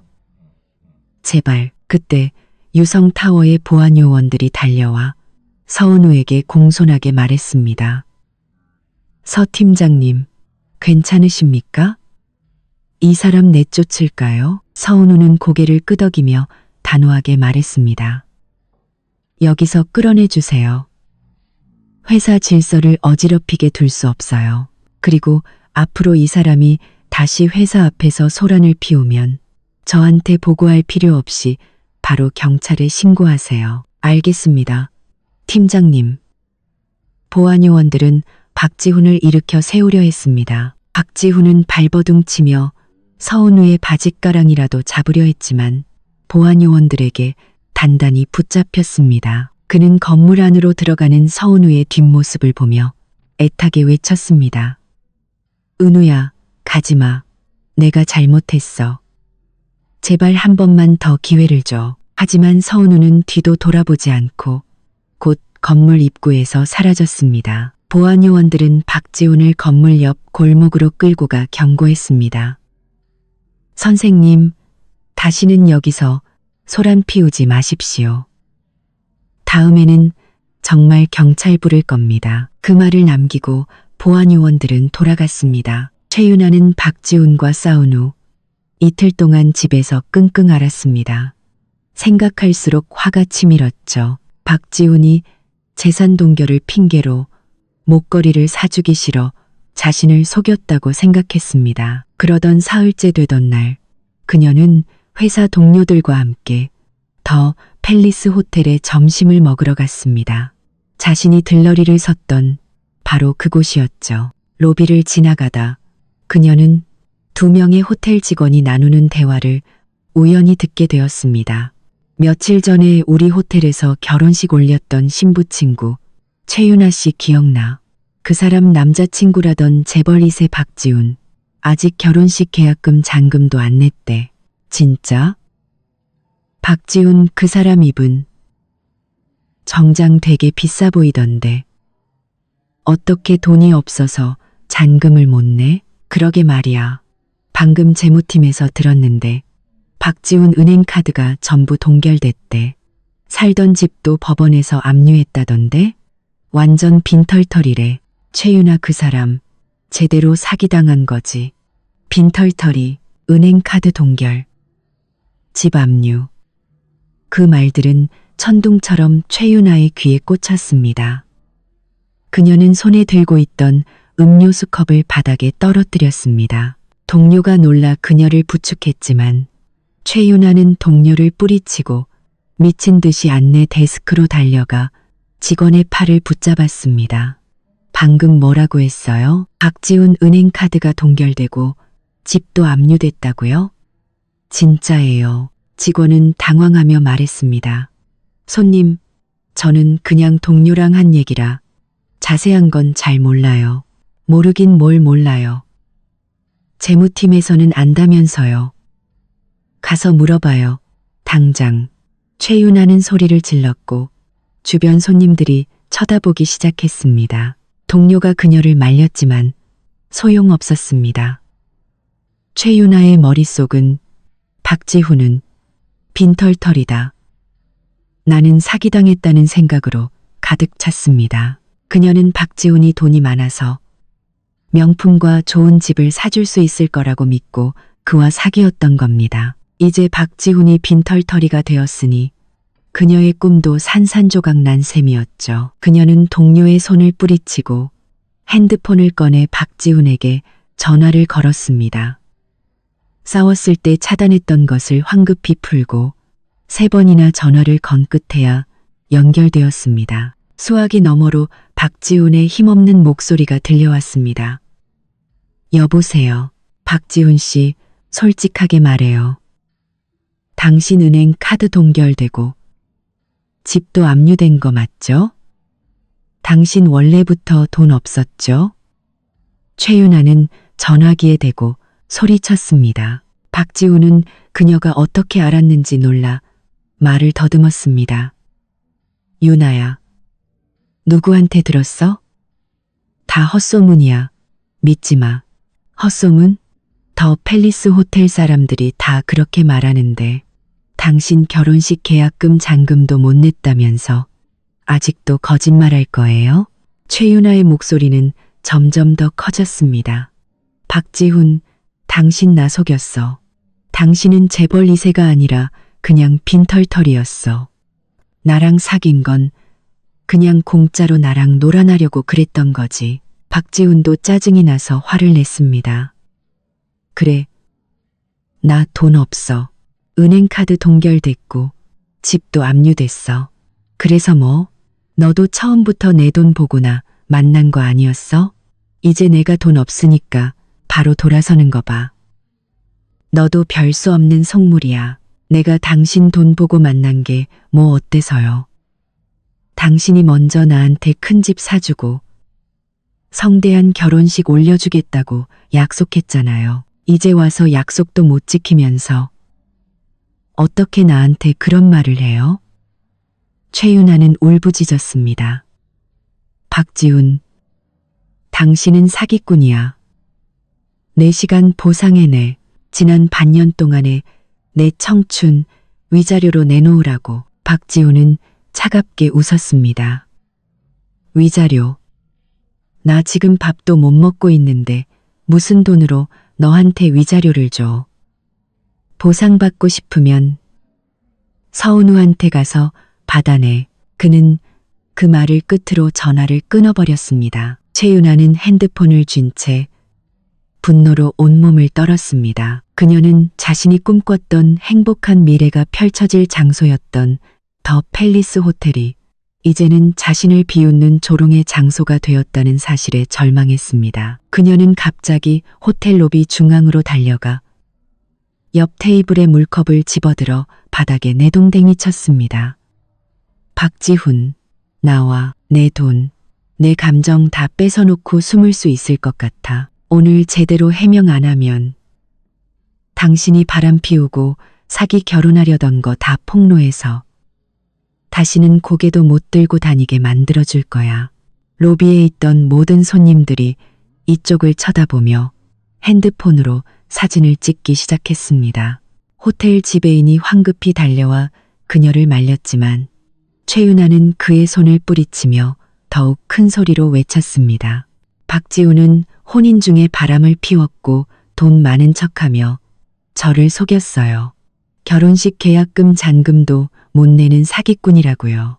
여러분 절대 저 사람한테 속지 마세요. 그때 박지훈이 허둥지둥 뛰어들어왔습니다. 호텔 직원에게서 최윤아가 로비에서 난동을 부리고 있다는 연락을 받고 일이 커질까봐 달려온 것이었죠. 그는 로비 중앙에서 소리 지르는 최윤아와 그녀를 찍고 있는 사람들을 보고 얼굴이 시뻘개졌습니다. 최윤아, 그만해. 나랑 같이 가자. 박지훈이 그녀를 끌고 가려 했지만 최윤아는 그의 손을 뿌리치고 그의 코앞에 손가락질하며 소리쳤습니다. 박지훈, 아직도 얼굴을 들고 다니네? 당신이 내 인생을 망쳤어. 오늘 당장 보상해. 위자료로 2천만 원을 내놓든가 아니면 서은우랑 이혼하고 그 여자 재산의 절반을 나한테 주든가. 그렇지 않으면 내가 매일 여기 와서 난리쳐서 당신 영원히 고개도 못 들게 만들어줄 거야. 2천만 원, 재산 절반? 박지훈은 기가 막혀 웃었습니다. 나 지금 주머니에 10,000원도 없는데 무슨 수로 너한테 2천만 원을 줘? 서은우는 이미 나랑 끝났는데 그 여자 재산이 어떻게 내 것이 돼? 최윤아, 꿈깨. 몰라. 최윤아는 그에게 달려들어 옷을 찢고 때리기 시작했습니다. 무조건 돈 내놔.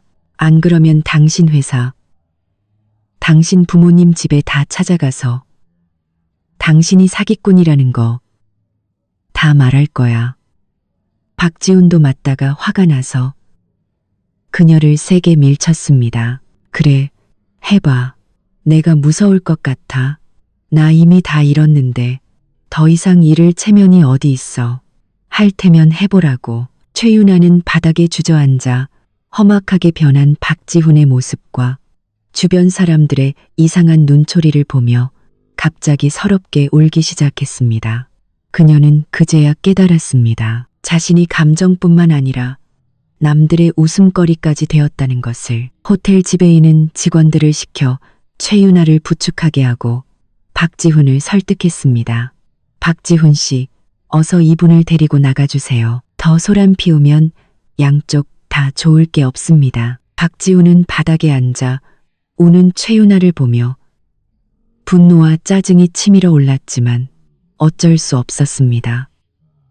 그는 다가가 차갑게 말했습니다. 일어나. 안 갈 거야? 그럼 나 그냥 간다. 최윤아는 한참을 울다가 더 이상 소용없다는 것을 깨닫고 천천히 일어나 박지훈을 따라 호텔을 나섰습니다. 호텔 문을 나서자마자 최윤아는 박지훈의 손을 뿌리치며 악을 썼습니다. 박지훈, 우리 이걸로 끝 아니야. 두고 봐. 내가 반드시 대가를 치르게 해줄 테니까. 그 말을 남기고 그녀는 달려갔습니다. 다시코사 박지훈은 그 자리에 서서 사라지는 최윤아의 뒷모습과 여전히 사진을 찍고 있는 사람들을 보며 자신의 인생이 완전히 망가졌다는 것을 느꼈습니다. 바람 피우다 걸리고 재산은 동결되고 집은 압류당하고 애인에게는 버림받았습니다. 그는 이제 갈 곳 없는 신세가 되었습니다.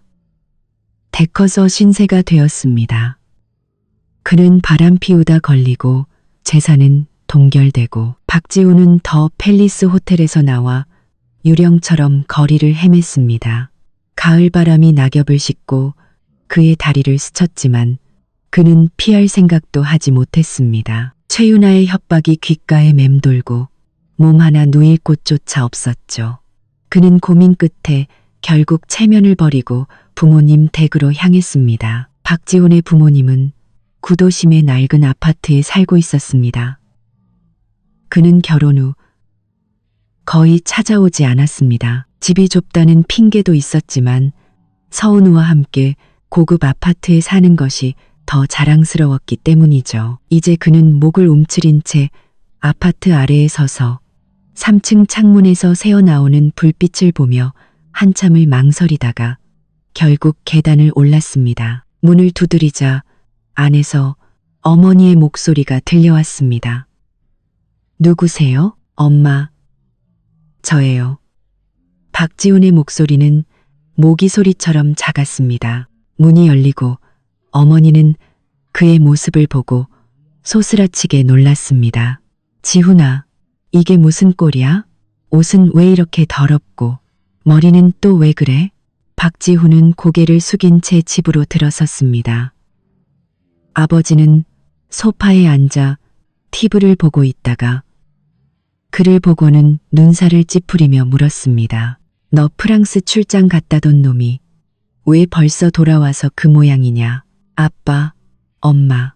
박지훈의 눈에서 눈물이 터져 나왔습니다. 그는 바닥에 주저앉아 재산이 동결되고 집이 압류되고 최윤아가 소란을 피운 일까지 전부 털어놓았습니다. 물론 자신이 바람 피운 사실은 쏙 빼고 서은우와 약간의 오해가 생겼는데 그녀가 자신의 모든 것을 빼앗아갔다고 말했죠. 어머니는 그 말을 듣자마자 손뼉을 치며 일어섰습니다. 뭐라고? 서은우 그 애가 감히 그런 짓을 해? 우리를 뭘로 보고? 그 재산의 절반은 내 건데 어떻게 자기 마음대로 동결을 시켜? 집도 너희 둘이 같이 산 건데 어떻게 압류를 신청해? 아버지도 리모컨을 내려놓고 굳은 얼굴로 말했습니다. 보나마나 서은우, 그 애가 밖에 다른 놈이 생긴 거야. 그래서 널 일부러 쫓아내려는 거지. 지훈아, 걱정 마라. 내일 우리가 너랑 같이 가서 그 애한테 재산 동결 풀고 집도 돌려놓으라고 할 거다. 만약 안 그러면 회사에 찾아가서 난리를 쳐서 얼굴도 못 들고 다니게 만들어주마.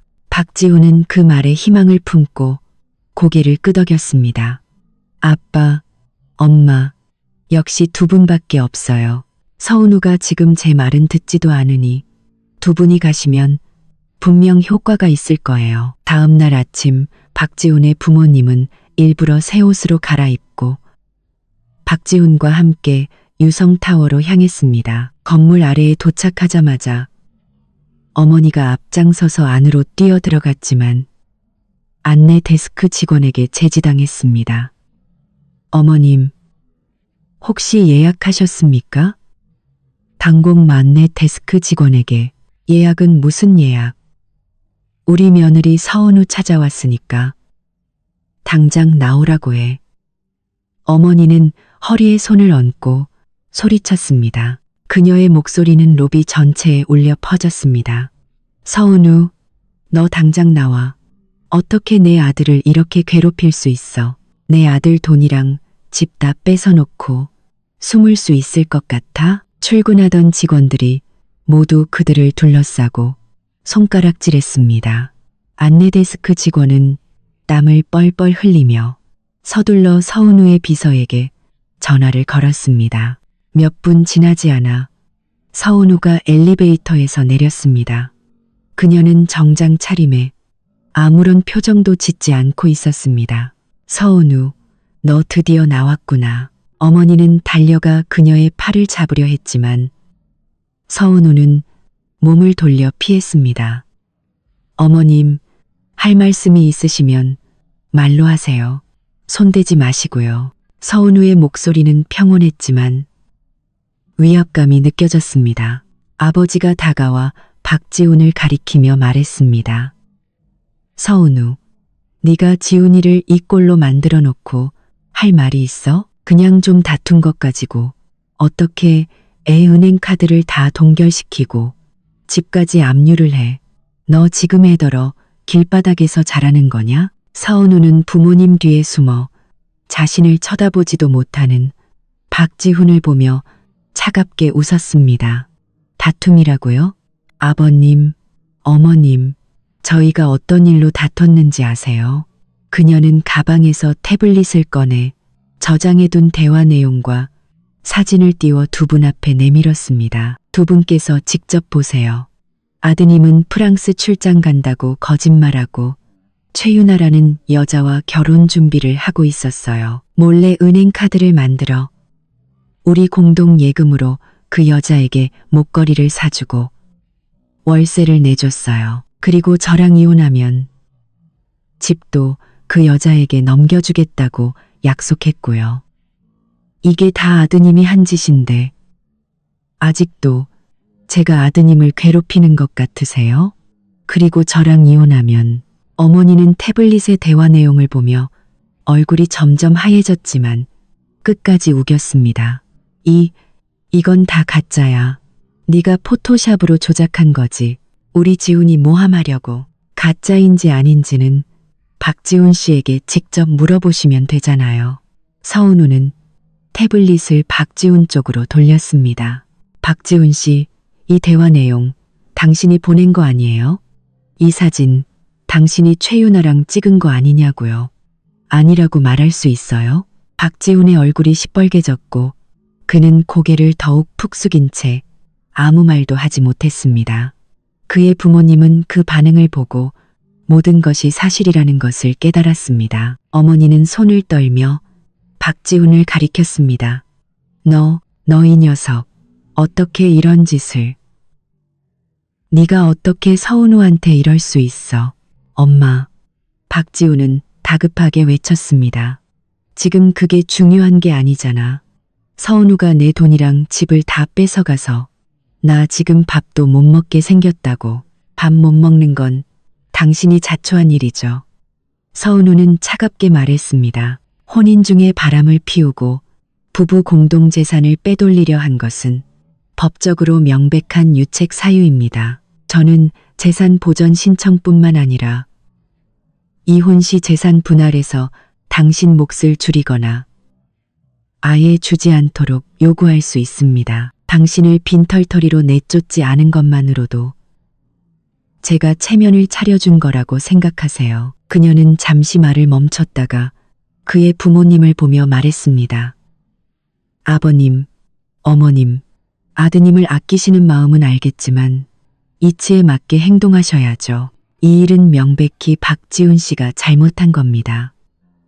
저는 재산 동결을 풀지도 집 압류를 해제하지도 않을 겁니다. 곧 이혼 소송을 제기할 것이고 모든 것은 법원의 판결에 맡길 겁니다.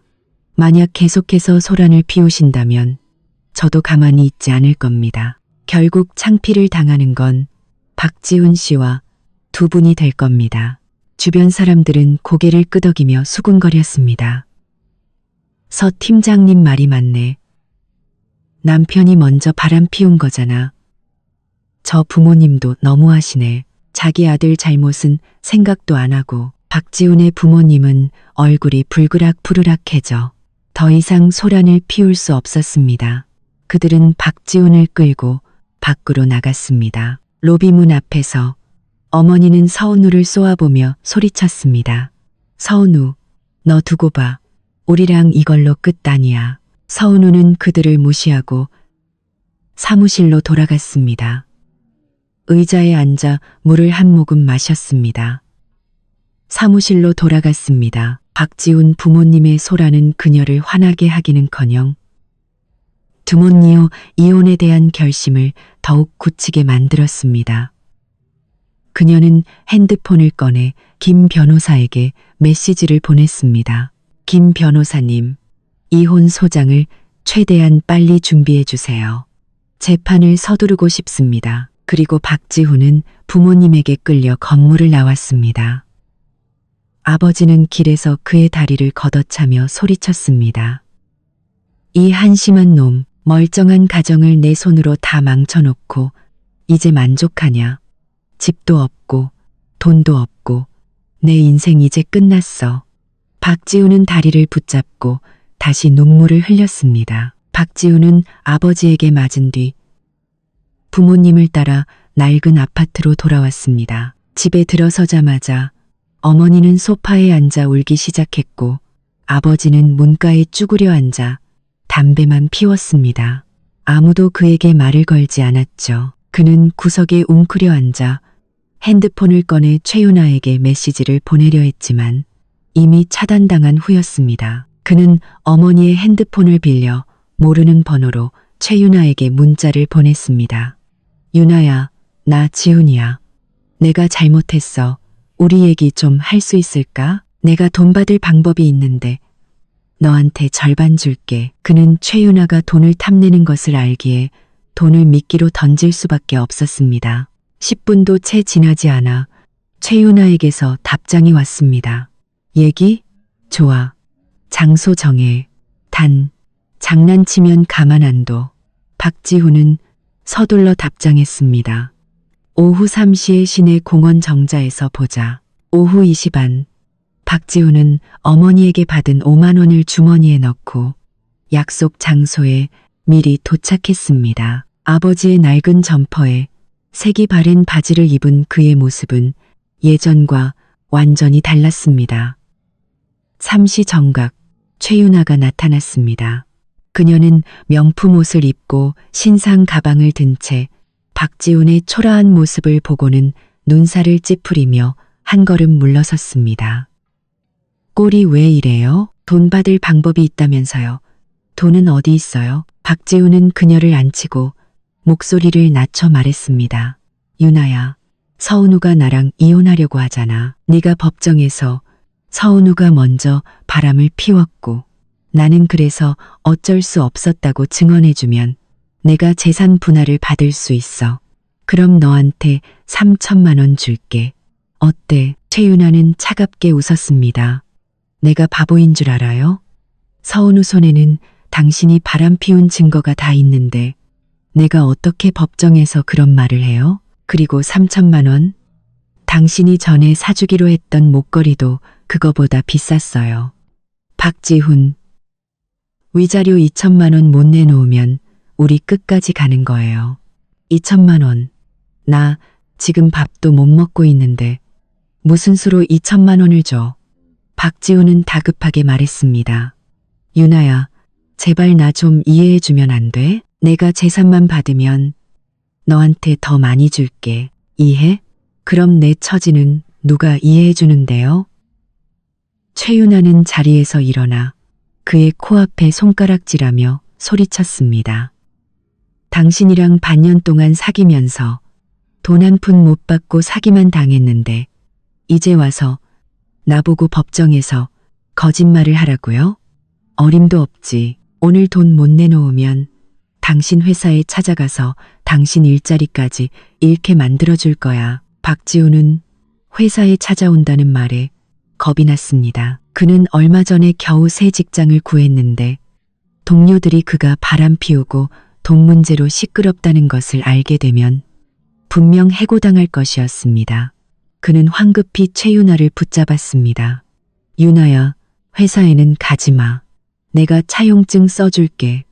응, 내가 너한테 2천만 원 빚진 걸로 하고 돈 생기면 바로 갚을게. 이자까지 쳐서. 최윤아는 잠시 고민하다가 차용증이라도 받아두는 게 낫다고 생각하고 말했습니다.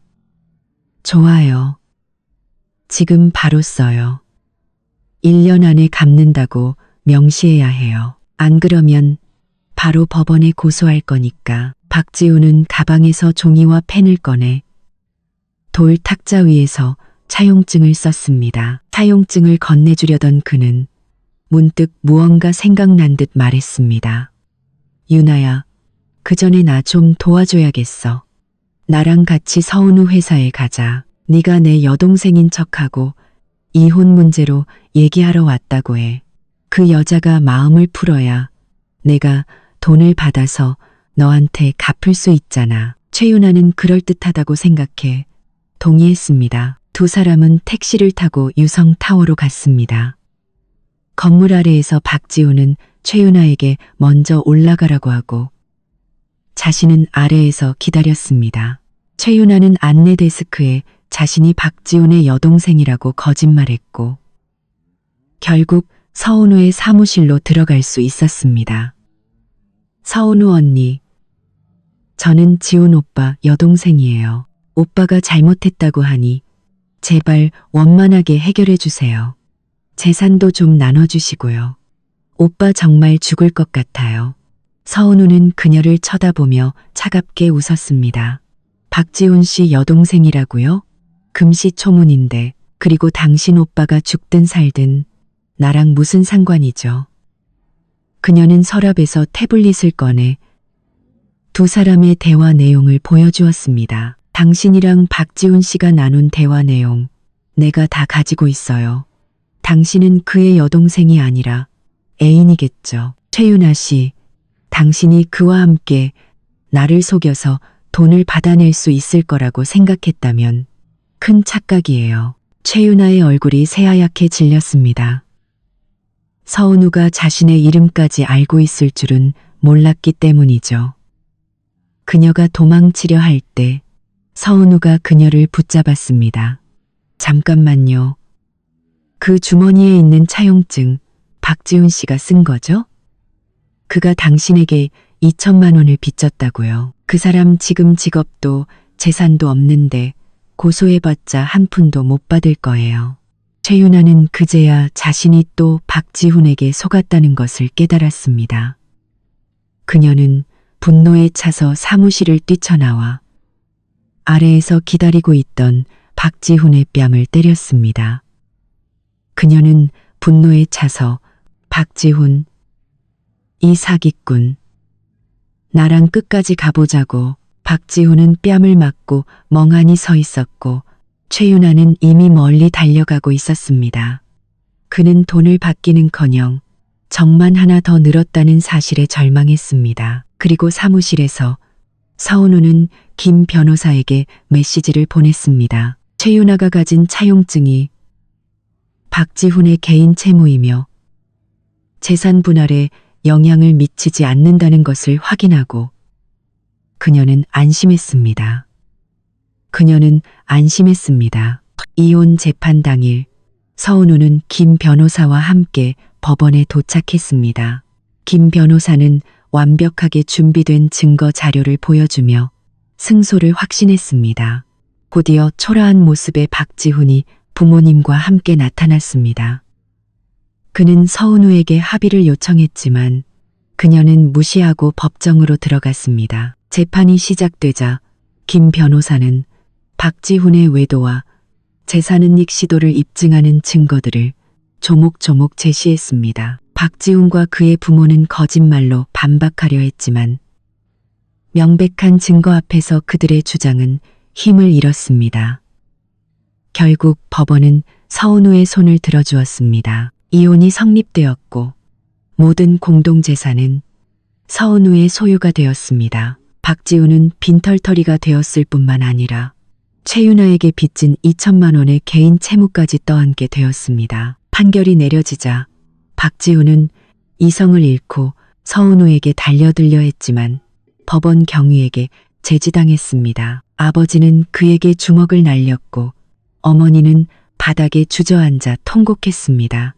서은우는 그들을 뒤로하고 법정을 나왔습니다. 밖은 햇살이 눈부셨고 가을바람이 그녀의 뺨을 스쳤습니다. 그녀는 마침내 안도의 한숨을 내쉬었습니다. 지긋지긋한 싸움이 끝난 것입니다. 김 변호사가 그녀에게 축하 인사를 건넸고 서은우는 핸드폰을 꺼내 친구 서연에게 메시지를 보냈습니다. 끝났어. 내가 이겼어. 곧바로 답장이 왔습니다. 정말 잘 됐어. 오늘 저녁에 파티하자. 너의 새로운 시작을 축하해. 서은우는 고개를 들어 멀리 있는 빌딩들을 바라보며 오랜만에 환하게 웃었습니다. 지난 5년은 악몽과도 같았지만 이제 그 악몽에서 깨어난 것입니다. 그녀는 마침내 무거운 짐을 내려놓고 자신이 하고 싶었던 일들을 할 수 있게 되었습니다. 그리고 법정 밖에서 박지훈은 부모님의 실망스러운 뒷모습과 빚독촉을 할 최윤아의 얼굴, 그리고 잃어버린 직장을 떠올리며 바닥에 주저앉아 서럽게 울었습니다. 이혼 판결이 나고 석 달 후 서은우는 새롭게 인테리어를 마친 강남 아파트로 이사했습니다. 거실 통창에는 하얀 커튼이 달렸고 햇살이 회색 소파 위로 쏟아졌습니다. 탁자 위에는 그녀가 새로 배운 유화 그림, 활짝 핀 해바라기가 놓여 있었습니다. 은우야, 너 인테리어 감각 정말 대단하다. 친구 서연이 소파에 앉아 와인을 따르며 말했습니다. 예전에 네가 여기를 네가 좋아하는 스타일로 바꾸고 싶다고 했을 때 사실 네가 과거를 잊지 못할까봐 걱정했었어. 이제 보니 다 내 기우였네. 서은우는 웃으며 서연에게 와인잔을 건넸습니다. 진작에 다 잊었어. 그 시간들이 힘들긴 했지만 덕분에 여자는 결국 자기 자신을 믿고 살아야 한다는 걸 깨달았지. 아, 그리고 나 지난달에 부서 팀장으로 승진했어. 월급도 많이 올랐으니까 이제 우리 자주 여행 다니자. 정말 너무 잘 됐다. 서연은 그녀를 힘껏 껴안았습니다. 난 네가 잘 해낼 줄 알았어. 누구랑은 다르게 말이야. 서연은 다르게 말이야. 정말, 정말, 정말, 정말, 정말, 정말, 정말. 서연이 말한 누구는 바로 박지훈이었습니다.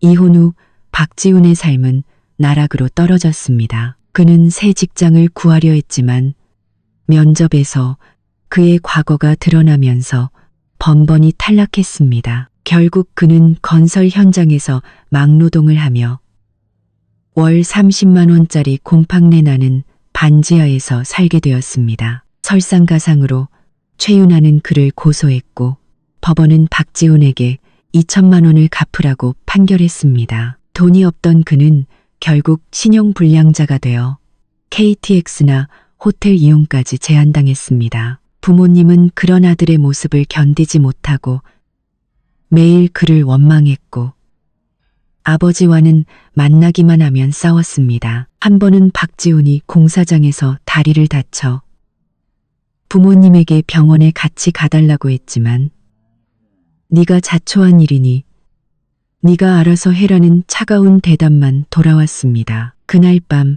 박지훈은 절뚝거리며 거리를 걷다가 백화점 대형 스크린에 나오는 광고를 보게 되었습니다. 광고 속에는 회사 팀장으로서 인터뷰하는 서은우의 모습이 있었습니다. 그녀는 세련된 정장을 입고 자신감 넘치는 모습으로 눈은 빛나고 있었습니다. 그는 그 자리에 서서 한참을 그녀를 바라보다가 결국 눈물을 쏟았습니다. 그는 자신이 잃어버린 것이 평생 다시는 찾을 수 없는 행복이었다는 것을 이제야 깨달았습니다. 최윤아의 삶도 별반 다르지 않았습니다. 그녀는 박지훈에게서 돈을 한 푼도 받지 못했고 호텔에서 난동을 부린 일 때문에 회사에서 평판이 나빠져 결국 월급이 절반으로 줄어든 작은 회사의 격리로 이직해야 했습니다. 시간은 흘러 연말이 되었습니다. 서은우는 부모님을 모시고 제주도로 여행을 갔습니다. 해변의 의자에 누워 푸른 바다를 바라보는 그녀의 마음은 평온했습니다. 그녀는 핸드폰을 꺼내 박지훈과 함께 찍은 마지막 사진을 삭제했습니다. 그리고 자신의 SNS에 아름다운 저녁 노을 사진과 함께 글을 남겼습니다. 새로운 시작, 모든 것이 좋다. 오늘 이야기는 여기까지입니다. 이야기가 마음에 드셨다면 구독과 좋아요를 눌러주세요. 다음 영상에서 더 좋은 이야기로 찾아뵙겠습니다.